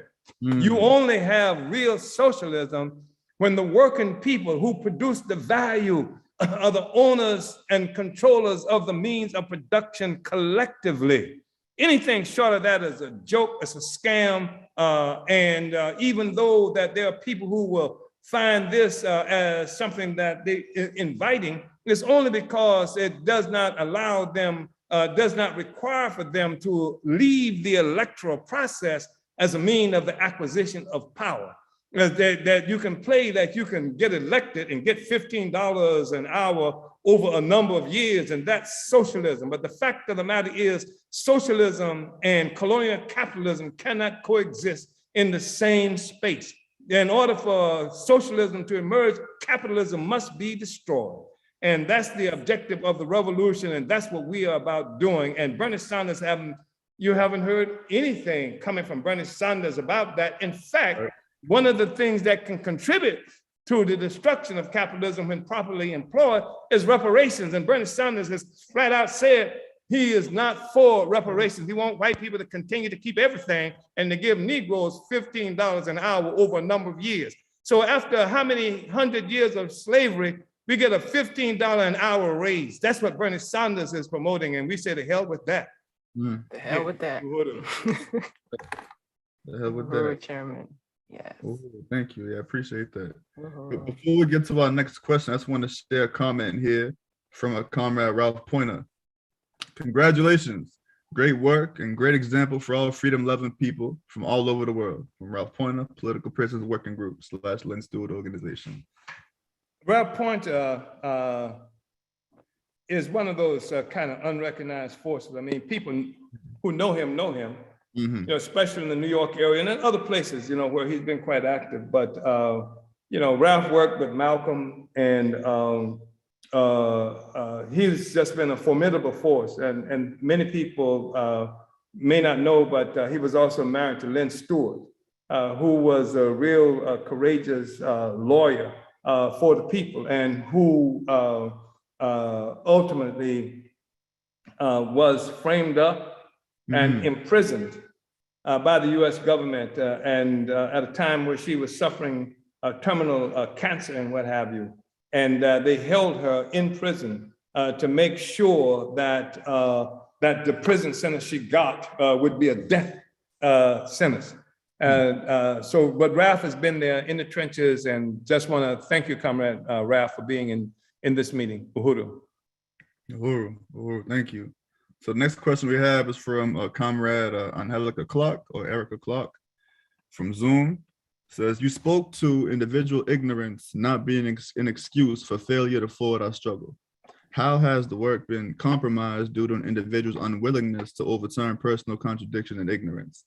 How has the party addressed this? Well, you know, the party employs, as a matter of functioning, criticism and self-criticism. And so it shouldn't be easy for somebody to just sit in the party and make those kinds of excuses and not do what they're supposed to do.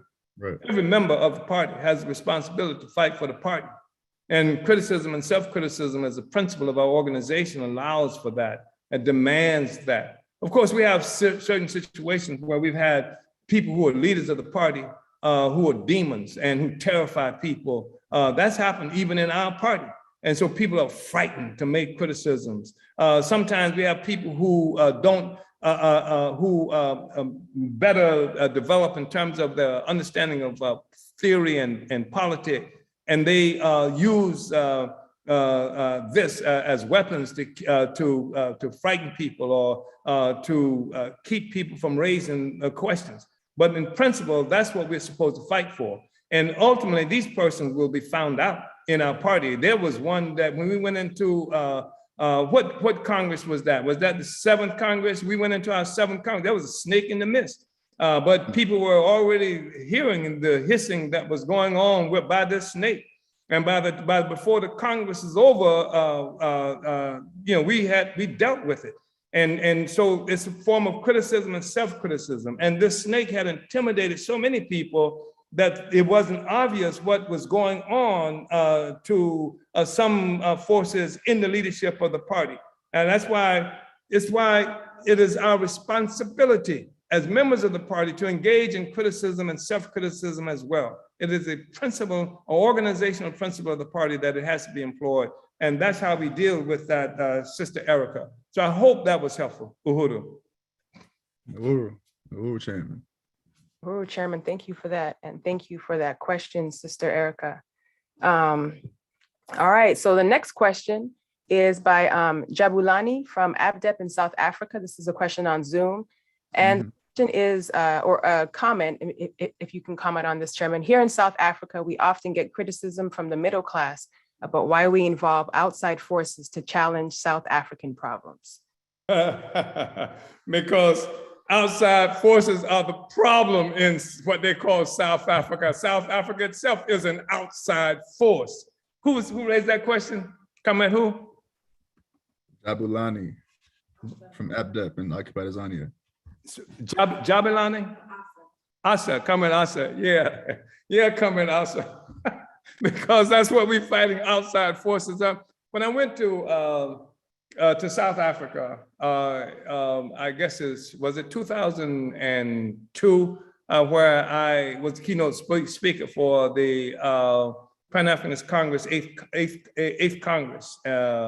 And a reporter asked me the question about why I was there. Why I was there. It was a white woman who asked me this question. This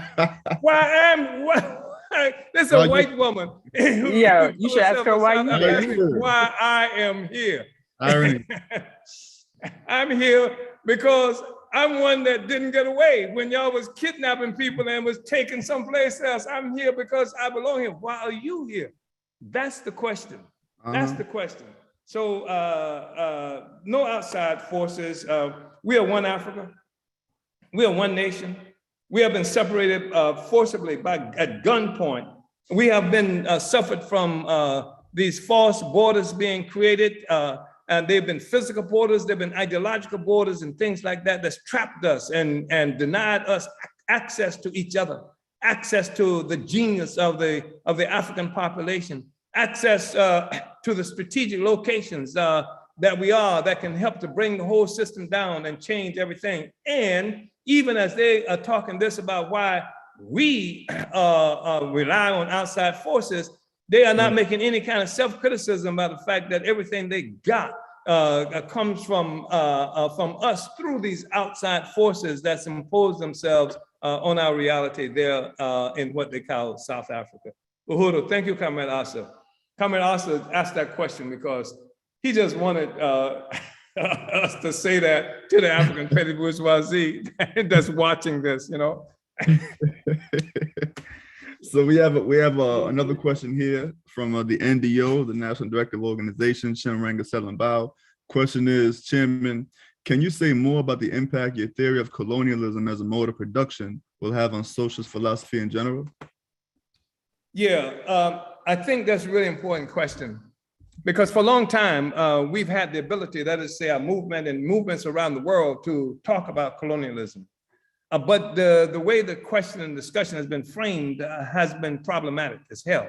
Because even when we said we were against colonialism and what have you, it's because we did so accepting what has come to be like a Marxist defined definition of modes of production as they have emerged from what Marx characterized as primitive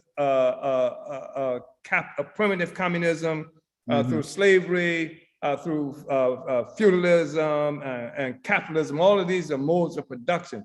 But there's a mystery there. Marx cannot get from feudalism to capitalism, not on its own. So he comes up with this concept of a primitive accumulation of capital. This is the starting point. He says that it was turning Africa into a warren for the commercial hunting of black skins, and that the what he called wage slavery in Europe, which is the capitalist process in Europe, required as a pedestal slavery pure and simple in the New World. And all of this and other stuff that we've read and talked about throughout this plenary process, this report that I've talked about, shows that something happened. And the main thing that happened was that a primitive, this what he characterizes, primitive accumulation of capital was really a mode of production, that the whole the world economically rested upon this foundation. Just as he's able to recognize capitalism as a mode of production, feudalism as a mode of production, though it was a European mode of production, essentially, that enveloped the world, he's not able to recognize, most of them are not able to recognize as a mode of production colonialism. This is the foundation that all of the economic activity now begins to occur. It didn't necessarily start that way, just some starving, disease-ridden, white people stole this and attacked this part of Africa, enslaved this, that, but over a period of time, this became the process for the economic development of the whole world, economic activity of the whole world. By the way, that's one of the things that made Haiti so significant, so powerful, because when Haiti made that revolution, it was an assault on capitalism, the world economy. It was an assault on the world economy made by colonized people in Haiti that almost brought it down. And then I said that now everybody can be free if you come to Haiti. That was the line that they put forward. So the point is that the whole thing rests upon a foundation of colonial domination, Comrade Chimurenga. And the thing is, though, without that, without understanding this, what you have is people who are struggling against colonialism, accepting, assuming that they are free by joining with the imperialist center. I'm out of colonialism, so now I can join the UN. I'm out of colonialism, so now I can do this and that. Not because colonialism doesn't exist anymore, not because the colonial mode of production doesn't exist anymore. It's a form of integration that's being fought for by revolutionaries, that have been fought for by revolutionaries without recognizing that it's a mode of production. When you're fighting against colonialism, you're fighting against a mode of production. So you don't get out of it, you don't get free by integrating into it, which is what most of the so-called freedom struggles have assumed would occur. Even when people have talked about the liberation of Africa, it wasn't, and the best of us, it hasn't been seeing that a mode of production that's being fought for. Now you liberate Africa and somehow you join the United Nations as one, as opposed to as 50. You're now in the United Nations. You have power in the United Nations now, not as an assault on the mode of production, but you're integrating into it. You see what I'm saying? Right. And so the assumption is now within the capitalist system, within the colonial capitalist system, now we have access to all of our resources in the colonial capitalist system. Yeah. That's what we're talking about, Chimurenga. We don't like that. Yeah, theory is important. We should have helped with that. Yeah, that's what they had to help with that.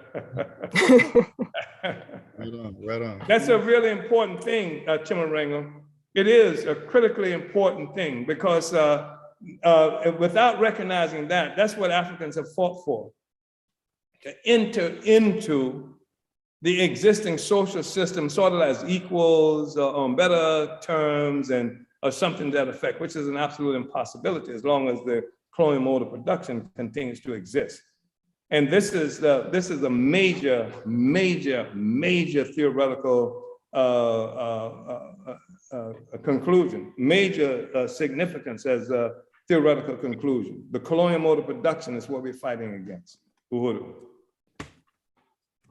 I'm hoping that people will read the political report, because you will see in this political report, you will see how the whole capitalist system, as they call it, was born. You will see how, actually what you see is how Europe leave feudalism, dragged out of feudalism by enslaving and colonizing peoples around the world, dragged out of disease-ridden oppression by colonizing and oppressing peoples around the world. There was feudalism, and then you see this process of activity going on that forces have refused to recognize as being significant, because as Black people, we were not even historical forces. We were just auxiliaries. We were just footnotes to the history of white power. Footnotes. That's why this whole concept of primitive accumulation.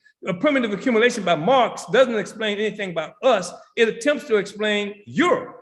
So primitive accumulation, capturing niggers and doing all this other kind of stuff and taking the resources of the Americas is something that is historically significant because it facilitated the development of Europe. You're telling the story of Europe. You're not telling the story of what happened to the thousands and millions of African people. And so we're telling the story now from our perspective. The most important thing that happened in the world with this whole colonial mode of production. We're not going to be somebody else's story anymore. And recognizing the colonial mode of production rescues us, rescues our brain, rescues our worldview. And some people are offended by that because they've deified Marx. who himself has said that you shouldn't do that because he said something about religion being the opium of the masses. Unless these are junkies, these are political junkies, these are revolutionary junkies, because they've deified Marx and they suck it up or shoot it up, snort it up on such a regular basis that they can't see the world as it really is. However they can get it.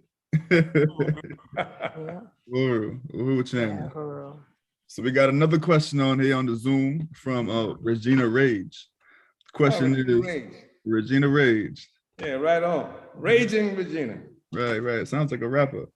Uhuru Chairman.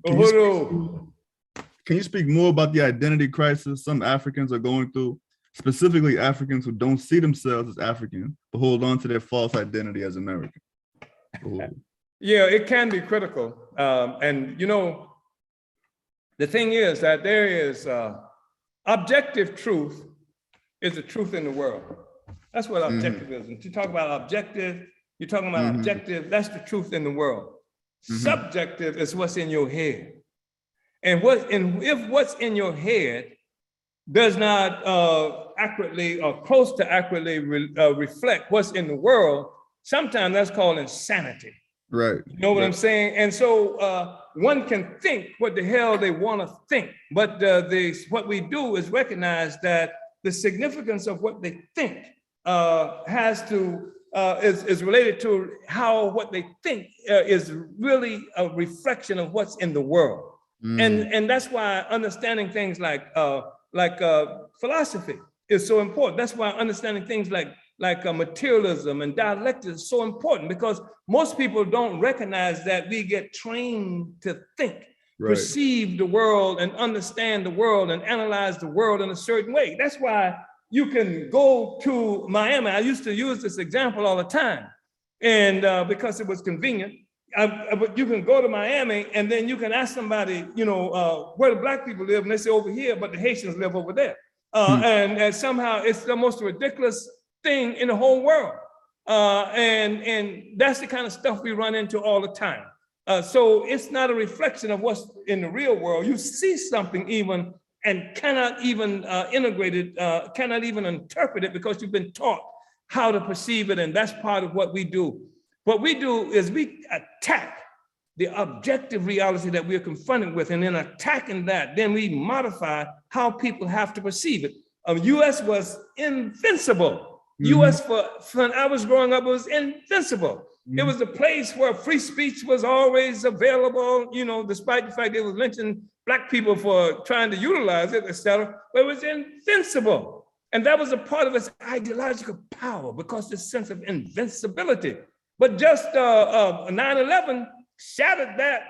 Even revolutionaries and stuff like that didn't want to acknowledge that a few people with box cutters could have made such an assault on America. It had to be an inside job because America too powerful for some poor people to bring it down. And that kind of stuff is what we began to hear. So it doesn't make any difference what you see, is how you, because if you don't have the ability to interpret it, then, then what's is real is something that gets lost. And that's what happens in this whole concept of who the hell we are. One. Two, the other thing is nothing is the same all the time. And we are in the process. That's what revolutionaries is about. That's what African internationalism is about. That's what the African internationalist revolution is about. It's changing also who we are. And we're in the process of changing that. We're changing that. So there's no South Africa, there's no Black America, there's no Afro-Swede, there's no Afro-Colombian. We're in the process of changing that. We're becoming, we have taken command of our reality, and we are changing the world to make it meet our requirements as human beings. We make it meet our requirements. Every idea, every philosophy, everything you've heard from Marx or anybody else was something that they defined to meet their requirements, to solve the problems that they had as a society. We have assumed the responsibility to define the world that meet our requirements as a people. That's who we are. That's the power. That's the power. Uhuru. Wow. Uhuru, Chairman. Yeah, I mean, that's African internationalism, right? And African organization and how we think in its most genuine form. And I appreciate the question of theory, because if it's theory that got us here, from the colonizers, then it's theory that's going to lead us out of this. And just you challenging the colonial mentality and, calling it what it is. It's insanity, and so, it's time for us to truly be the objective. We are the, objects of history, actually move on the offensive with that. So that's why, that's why many white people have real problems, and people who are dedicated to white power and white people, they have real problems. They are frantic. That's why even this stuff that they call critical race theory, which ain't critical at all, which ain't theory at all, is something that but shakes up everybody, is because white people, the colonizer, has always been the subject of history. And how does the white man get to be the subject of history?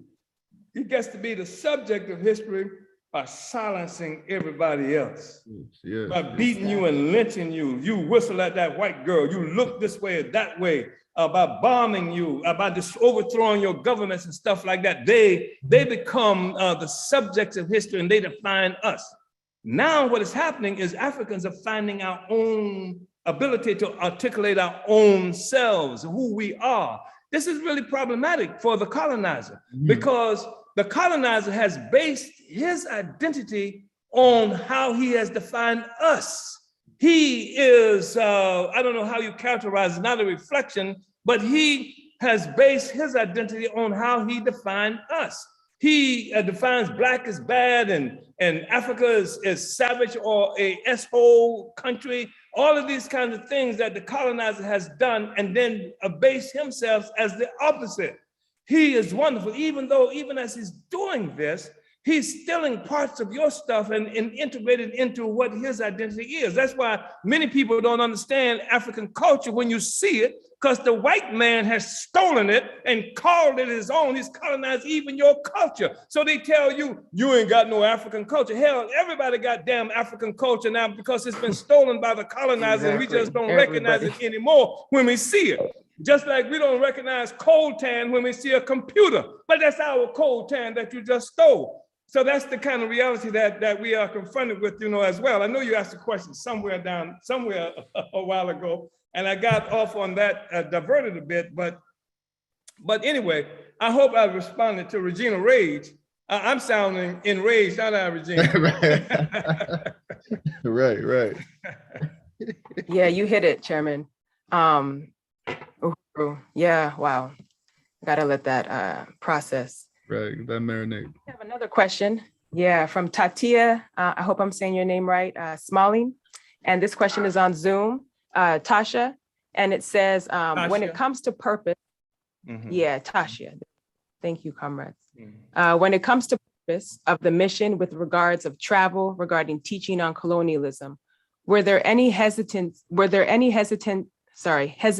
or fear on your part to complete the mission? So just reflecting on your work, Chairman, teaching colonialism, and just talk about maybe the hesitation or fears that you encountered. Well, that's a good question. It really is a really good question. There was no physical fear, but there was this fear. I was intimidated for a long time about challenging some of the assumptions that had been put forth by the Marxists. They dominate. I said, I don't unite with that. I don't unite with that, and with what was being said, certain things as they were understood. But I was intimidated for a while to write about it. I think one of the most important breakthroughs for me was the Congress that we did. I did the political report for Israel Africa was the name of the report.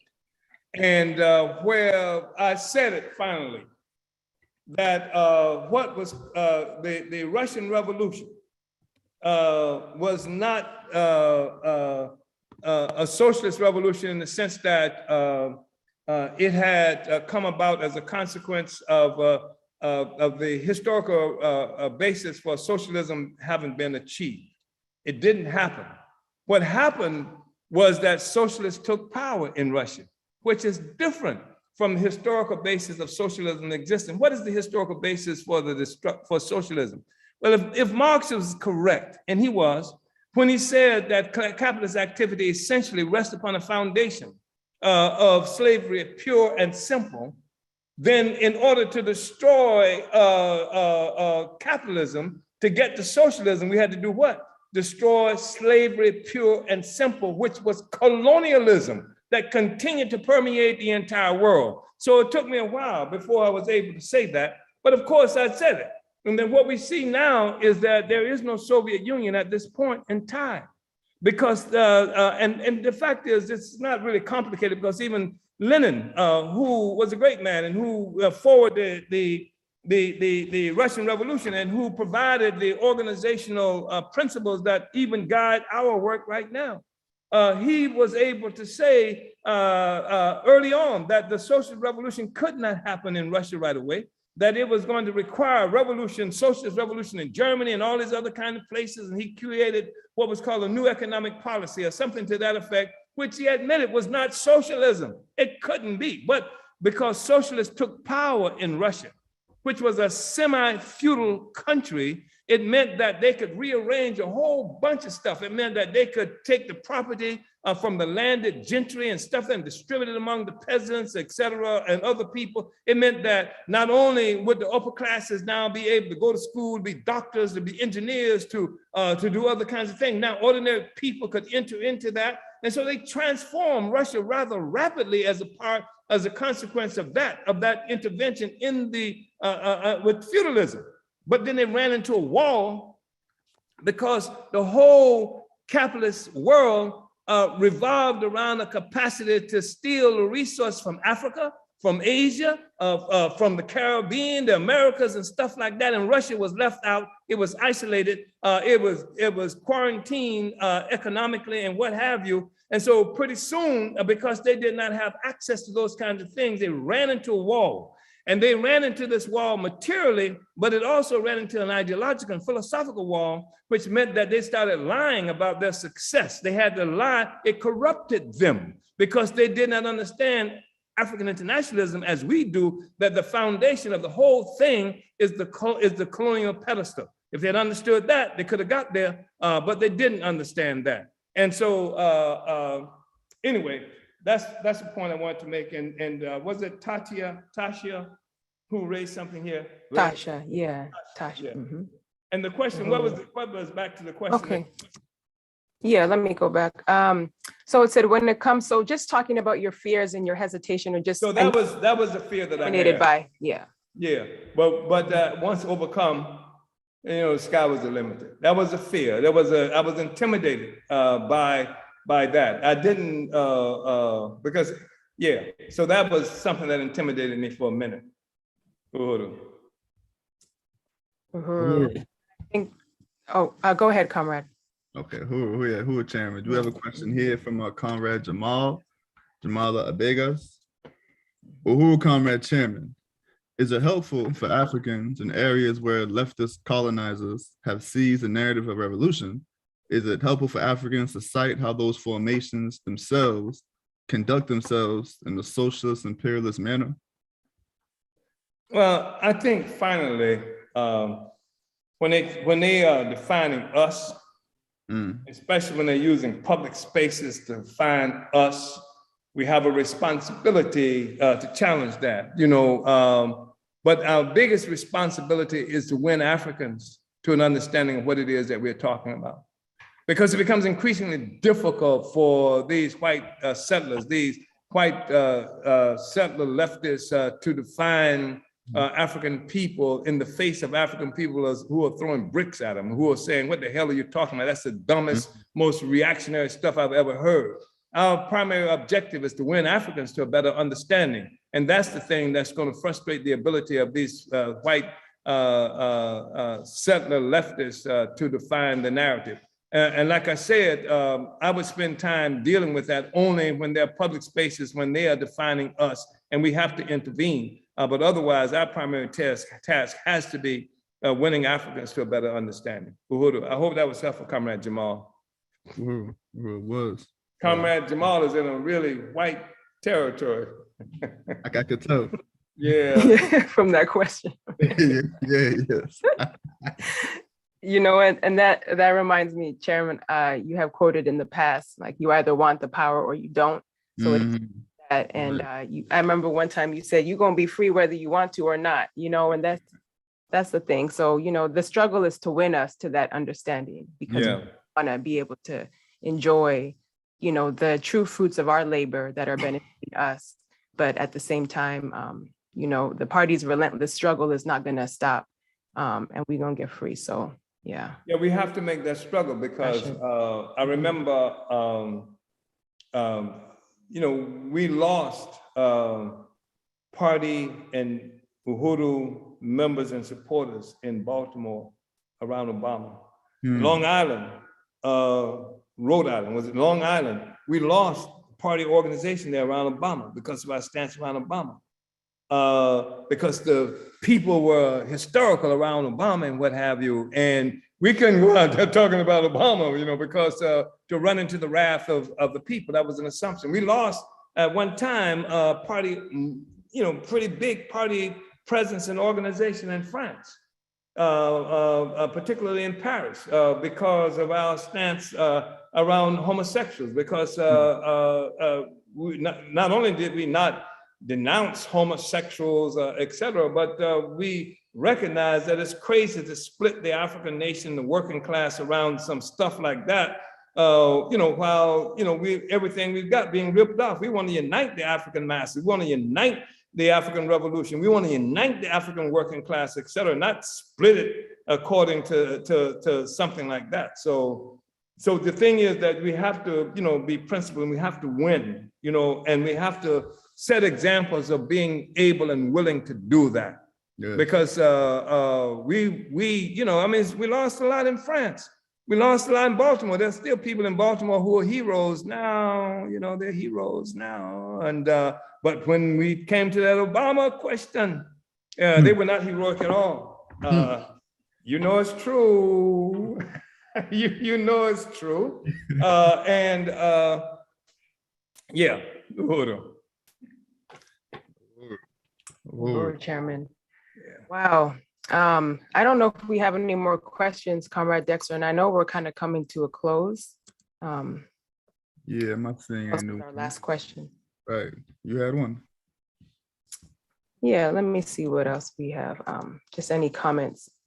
And I mean, one thing, I don't know if this is a question, but just something that I'm just reflecting on is just how important, as Chairman just talked about, like the divisiveness that happens in terms of splitting our struggle. And just how African internationalism is a theory for all, and everybody really should participate in this struggle, because like African redemption means true, genuine redemption for all. So all of these isms that we experience under colonialism can only be addressed, you know, when we are truly liberated and have the ability to self-govern, because again, Africa was first colonized, as Chairman says. And so then thus the majority of the world and everything that we're experiencing today is a result of colonialism. And so I just wanted to just kind of say that, as Chairman was explaining, just some of the ways in which we are split, but we have to understand, come to an understanding that everybody can participate in this. And I just want to really salute the theory for really paving the way forward and answering every question. So, Uhuru. Uhuru. Yeah. Yeah, Uhuru. Uhuru. Yeah, I'm not seeing any questions. So at this point, well, we're not. I just really want to, Chairman, unless you have any final comments. I think we might have one more question. Let me see. I don't know if it was on Facebook. I just got a notice. Right, I'm opening and closing. Okay, here it is. It's in our Q&A chat. So this one is from Comrade Matsamila. Before we close, let's have this in as our last one. It says, colonialism is likely the most important socialist intervention ever. How can we take this to the people? Ultimately, we take it to the people. As a mode of production. Yeah, it's a critical thing. I mean, you know, actually, the way we do it is educating the masses of people as we do this political work in their communities and things like that. But there are other avenues that we use. I mean, it's really interesting because I think it was 2019. Was it 2019 or when did I go to Oxford? Was that 2020? 2019, when the Oxford Oxford Union invited me to speak at Oxford. It's really interesting that what they did was they said it was precisely because of African internationalism and what work we were doing to forward the whole struggle for socialism. That's why they said they invited me, and I agree with them. They invited Malcolm during a time, a critical moment in the struggle of our people. And they invited Malcolm because, as you know, Malcolm had left the split. He had been a part of the split in the Nation of Islam and had begun to take on a more materialist standpoint, had begun to preach revolution, moving beyond just a religious or idealist interpretation of the world. And the civil rights movement was in a state of uncertainty, and they wanted to see which way the struggle was going. That's why they had Malcolm there. They invited me because they wanted to understand African internationalism. They wanted to see which way the struggle was going. They were able to recognize that. Why? Because Oxford University is a place where they train these leaders who are going to represent white power all around the world. They train people from Zimbabwe, they train people from India, they train all kinds of people, and of course, white people from white countries. I was in a debate with a Negro from US who had been the US ambassador to the Organization of African Unity. And after my presentation, he stood up and he said, I want to make it clear. He said that I am something like a loyal African-American, and I am an Anglophone, what is it? Anglophile? Right. Yeah, you know, something to that effect. You know, and they invited me because they wanted to see how the struggle was trending. That's basically, they invite me, but going to Oxford, and we made a decision. We knew that. We made a decision that if we go to Oxford, it's going to open up doors philosophically for we're going to get seen and heard by a lot of people we can't overnight otherwise. And so in a matter of a few days after Oxford, that presentation that made 10 minutes had been seen by more than 1 million people. And so that became a venue that was helpful to make it happen. But ultimately, and the work that you do, Comrade Masamela, you have penetrated academia inside the United States. You have written book reports and things like that around African internationalist works that I have done. You've teaching young people African internationalism. So, but effectively and essentially, it's what we do on the ground that's going to make the fundamental difference. Uhuru. So thank you very much, Comrade Masamela, and thank you also for the incredibly important work that you're doing on the ground and in the classroom and other places. Yeah, a working class intellectual, best kind, like Walter Rodney. Uhuru. We do have one more question, but before we get to that one more question, we have one more comment too. This is from Fofi Al-Kibalon, this comment. I found the unity of the people in Cuba as the strength of the revolution. Exactly what the chairman speaks of, getting the unity of the African working class will win the African revolution. Uhuru.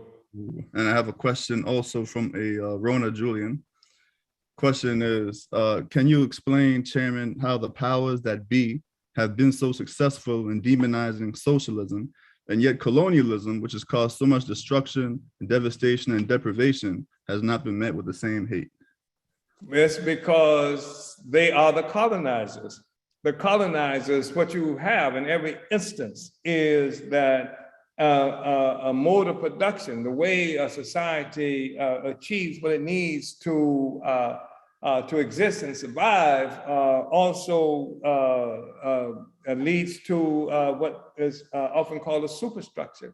The ideology, the philosophy, the things that answers all the questions of that society. So if the colonizer is in power, colonialism is good.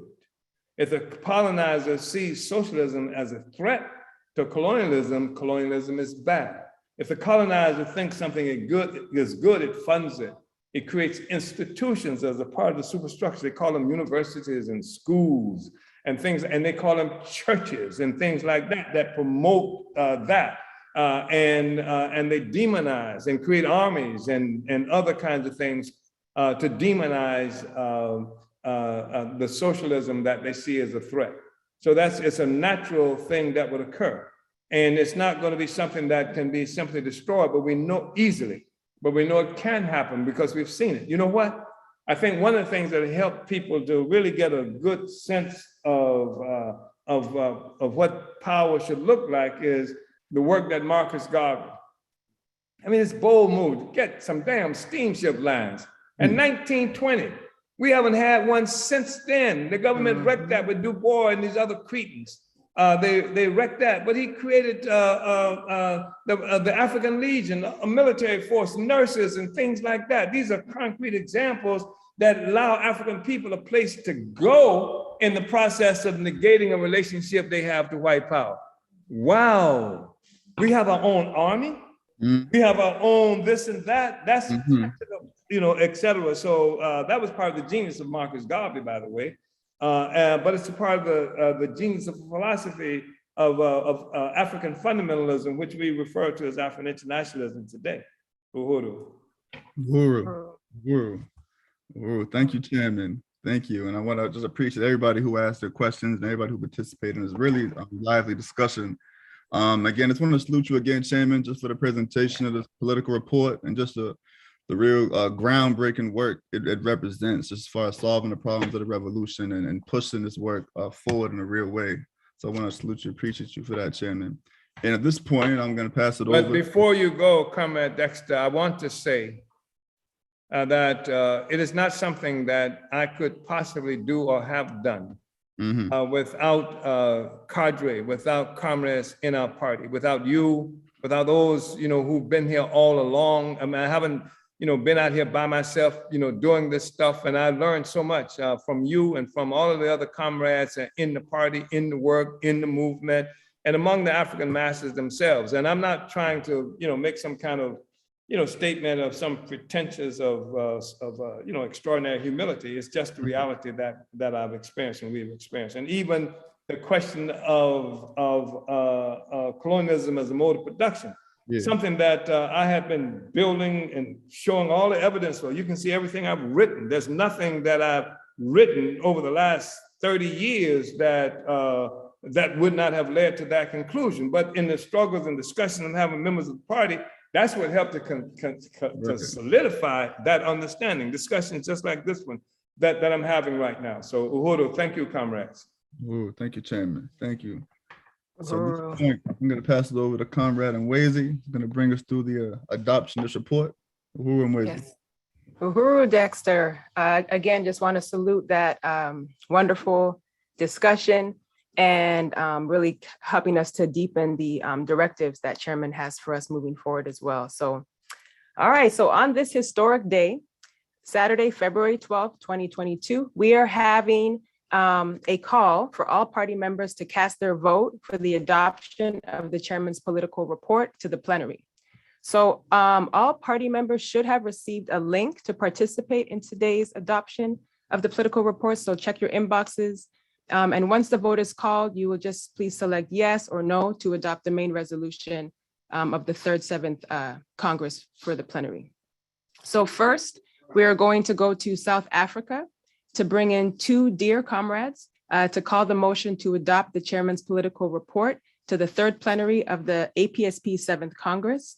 First, we have Comrade Tafari Mugedi, the party's National Director of Organization for Africa, as well as the chair of the African People's Socialist Party of South Africa, Comrade Tafari. And we also have Comrade Asa Ampu, the cultural coordinator of the program committee and ABDEP IEC member. Uhuru, comrades, I see, there we go, Uhuru. So Director Tafari and Comrade Asa, who will be making a call to motion to adopt the Chairman's historical 2022 political report? Yeah, Asa is the main.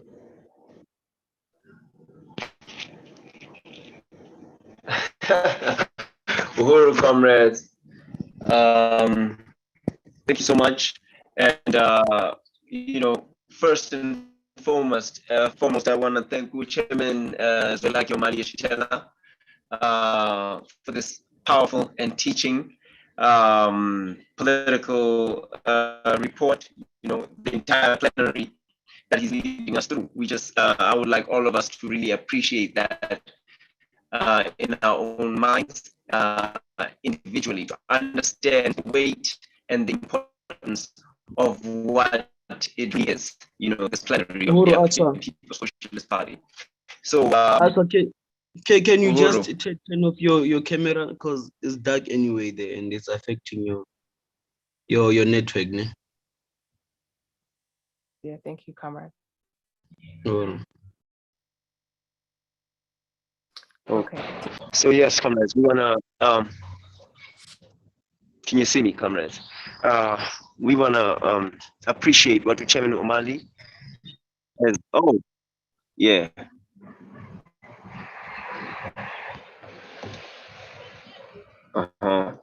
Okay, so We the can hear host you, has comrade. disabled the camera for now. Yeah, we can hear you Yeah. better now. Yeah, go ahead. Uhuru. Yeah, thank you.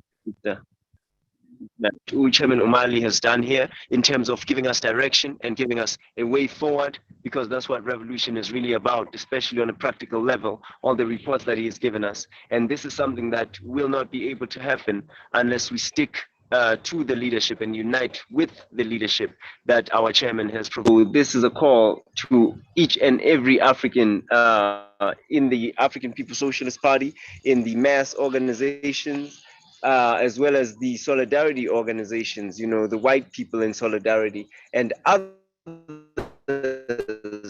who are not in the Uhuru movement, to stand with, to join these organizations, to join the Uhuru movement, to follow the leadership of the African People's Socialist Party. So this is what we really want to do, and we hope that more and more people will be able to multiply the revolutionaries that are, the best sons and daughters of Africa within the organization.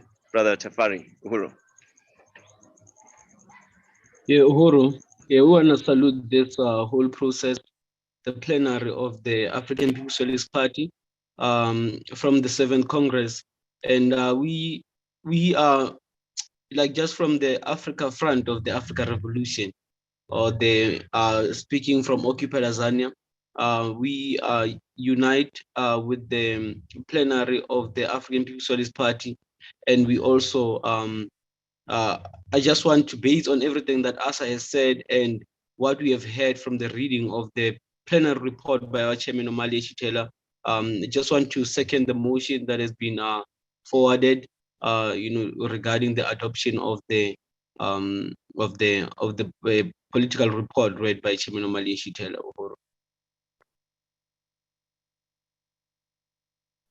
Uhuru, Director Tafari, and thank you, Comrade Asa, for putting forth those motions. So next, we're going to go to London to ask Luwezi Kinshasa, the Secretary General of the African Socialist International, to call the vote for party members for the report to be adopted. So I'll just a quick reminder again for people how to electronically vote. Please check the link that you have received to participate in today's adoption of the political report. And again, vote yes or no to adopt the main resolution. Uhuru S.G. Luwezi. Uhuru, I just want to once again just unite and salute the chairman and administrator for these brilliant reports. And you, all the members of the African People's Socialist Party, you are called on to vote. All the members of the African People's Socialist Party are called on to vote, and you will have received the link. And please go to that link and vote.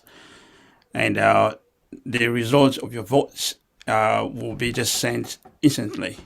And based on that, expressing the unity with the report, I will definitely call on the members of the African Socialist Party to adopt these historical reports. As has been said all along, this is historical. This is not just any reports. This is happening at a critical time in history, not just African history, history of the world. And we are redefining everything. So this report, your unity, your adoption of this report is part of this process. So as I said, it will not take that long. You just click on a link, type your name, and that's you vote. And the results will come to us, not to me, but will come to the MCs very quickly. So we have about 2-3 minutes left. So we should get the result of, if everyone is voting now, we should get the result. So please cast your vote, and then we can move. So as soon as the MC you get your results, you can proceed. But I'm just calling everyone to complete the vote quickly, so we can adopt this historical reports, part of the new arsenal in the hands of the African working class, so we can move forward. We're just gonna give it a little moment. Some folks are still getting the link. Thank you. It is the advantage of using technology against the colonial capitalist ruling class. You know, we can vote quickly, and everything is done with such speed, and we can get a result.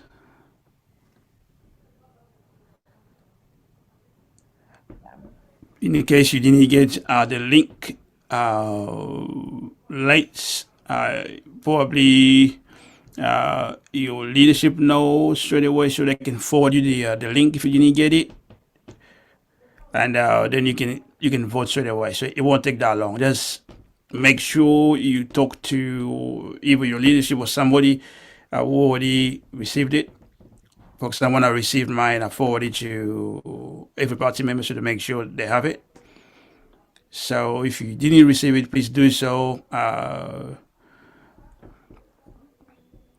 Yeah, get the link for someone who received it, and that will make things easier. Responding in the chat to some folks who need the link. And Comrade Tafar, the poll is full. Does that mean that, let me see here. Okay, so SG is saying the poll looks like it's complete or full. Right. So, okay, and also I'm seeing some folks putting it in the chat as well, that they have voted, so that's helpful as well. All right, so the poll is full. What does that mean? I don't know what that means exactly, because it's, well, actually here it does say that it has been adopted. Adopted. Okay, just okay. Yeah. So the African working class has a new arsenal. The weapon of final offensive. So Right on. Okay. Yeah, in the words of Stevie Wonder, it's been signed, sealed, delivered. Yeah. So that's back to you, MCs. Thank you. Thank you, SG. Thank you. Yeah, comrades, history is being made. The world is being transformed. I want to just salute again the chairman, comrades Asa, Director Tafari, Secretary General Awezi, for all your participation and making sure that we can adopt this report. I want to salute all the members of the party for participating in this whole process. And now is the time that we're going to put this report into practice. If anything has been, clear through the presentations y'all seen up to this point, that there got to be, unity of theory and practice. And what we say has got to be followed up with, what we do. And, if we want a free and liberated Africa and a free and liberated African people, we have to be willing to do the work required to make this happen. So at this point, I want to bring on comrades Jainaba Lumumba and Jamala Begas to make a call for all you watching today to join the African People's Socialist Party. Uhuru comrades, where y'all at? Let's see here.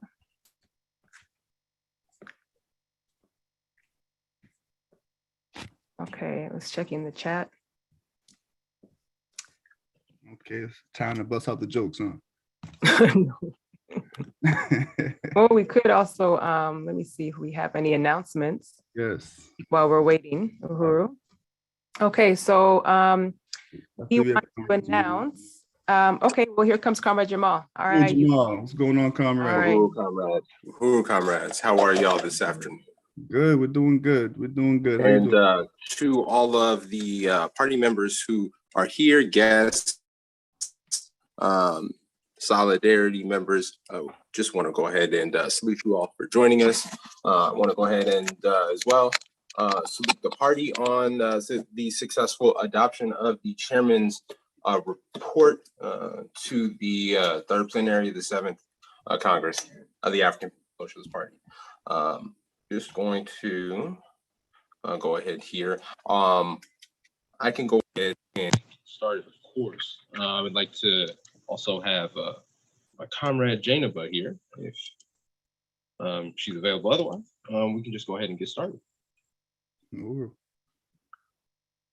All right. All right. And so it is, again, very critical here. And I just want to also salute my leadership, Chairman Omali Yeshitela, the Deputy Chair, Onizene Yeshitela, and the National Central Committee of the African People's Socialist Party as the leaders of the African Liberation Movement worldwide.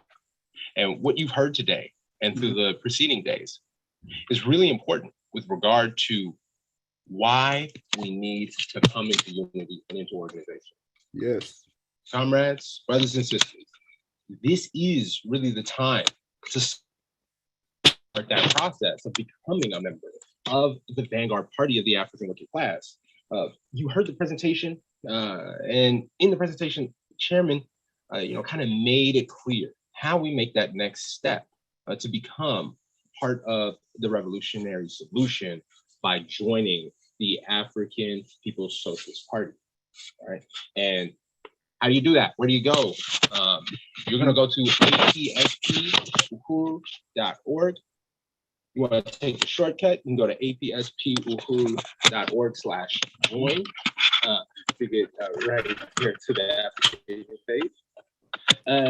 You can go ahead, fill out 123 contact form, and that's going to go to the Office of National Director, and we'll get you addressed there as quickly as you can. And you can also give us a call, area code 727-914-3617. And, if you really want to snail mail us, you can go ahead and send us an application to attention, National Director of Organization, African People's Socialist Party, 1214 18th Avenue South in St. Petersburg, Florida, 33705. And we know you don't want to just keep sitting on the sidelines.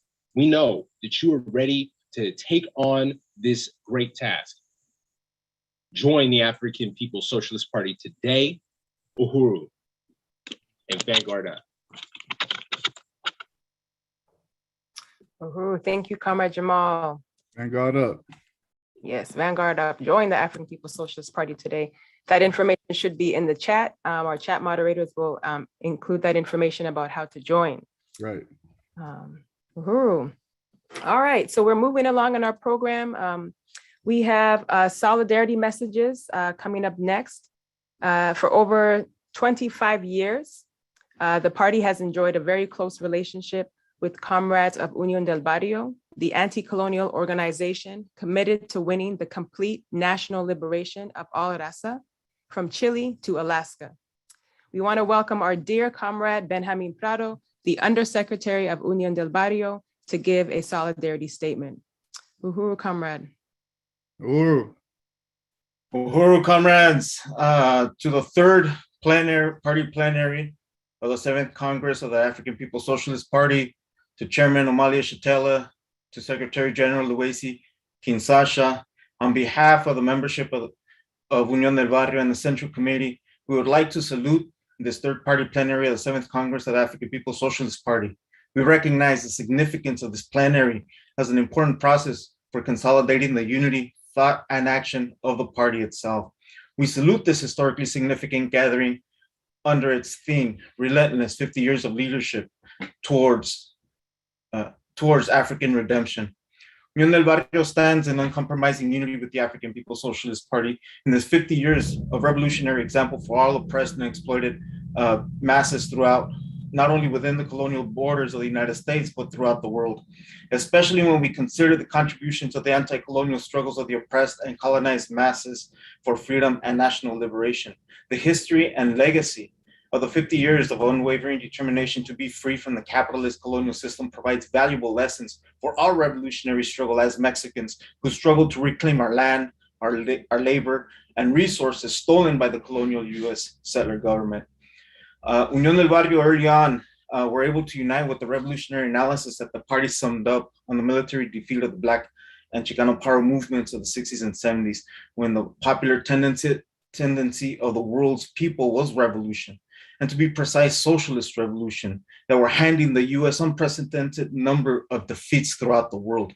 The contributions of the party to the anti-colonial movement of the African working class is critically important to our own development and evolution as an organization.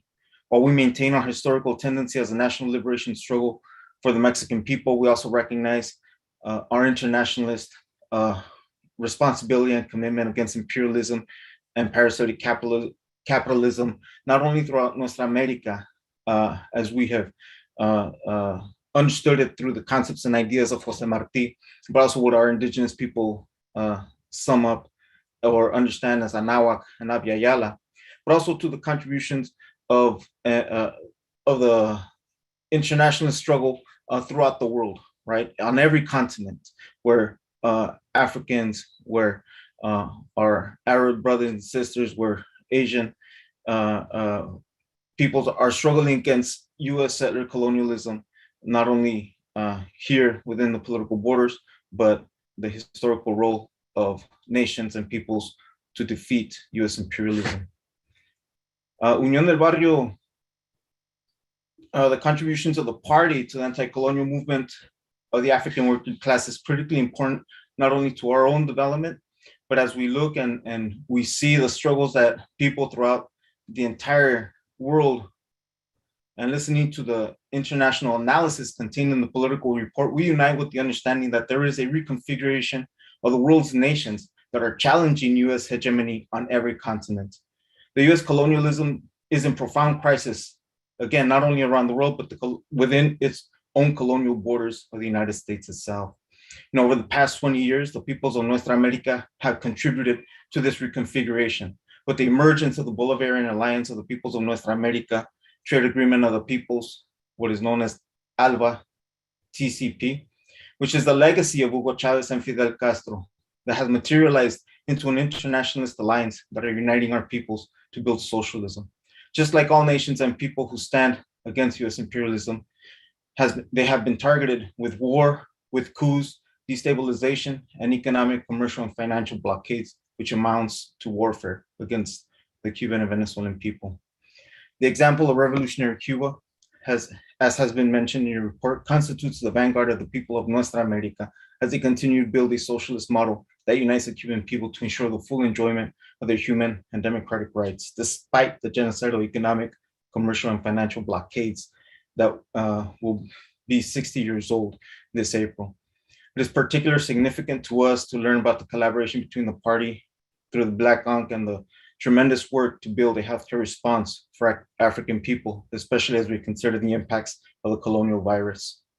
And as we build on this more than 35-year legacy of unity between Mexicans and Africans here within the United States, we see the tremendous value of building and the contributions that it has helped us to build the concept of dual and contending power within our own communities, to build our own school system that is able to respond. In fact, as we speak today, our young people are preparing to start a new cycle of alternative education that the colonial school systems does not offer our people. In fact, as the chairman has mentioned previously, right, we send our young people to our enemies to be educated in the colonial ideology of settler colonialism and white power. And today we can say that because of this 50-year legacy, that our struggles continue to build and unite, because the only way that we're going to be able to defeat this horrendous attacks on our people is basic, going to be based on the unity that we build as Africans, as Mexicans, and even as other colonized people within this territory. And so we unite with the this historic gathering and continue our commitment to build community level self-defense, to continue to advance the demand for Black community control of police, and to uplift the demand for reparations for African people. And we unite in theory, we unite in practice is the most important contributions that we can make, especially in this historical moment. And we salute the African Revolution. And we say, long live the African Revolution, long live the African People's Socialist Party. Uhuru. Uhuru. Wow. Really want to appreciate that statement, Comrade Benjamin, and just the unity and the collective anti-colonial struggle to reclaim, like you said, our land, our labor, our dignity, and ultimately our freedom and our right to self-govern. So may we all have freedom in our lifetimes. En lucha venceremos. Uhuru. Uhuru. Uhuru, comrade. Wow. We're about to break for lunch, but can I just say what a dynamic day 2. What do you think, Dexter? I agree. It's been a dynamic morning so far, but really only just now getting started. Kicked off to an amazing start. So yeah, I really want to salute everything that's happened so far. I want to shout out my co-host, Comrade Mwezi. Yes, Uhuru, comrade. I'm enjoying myself, and this is, like you said, it's getting started.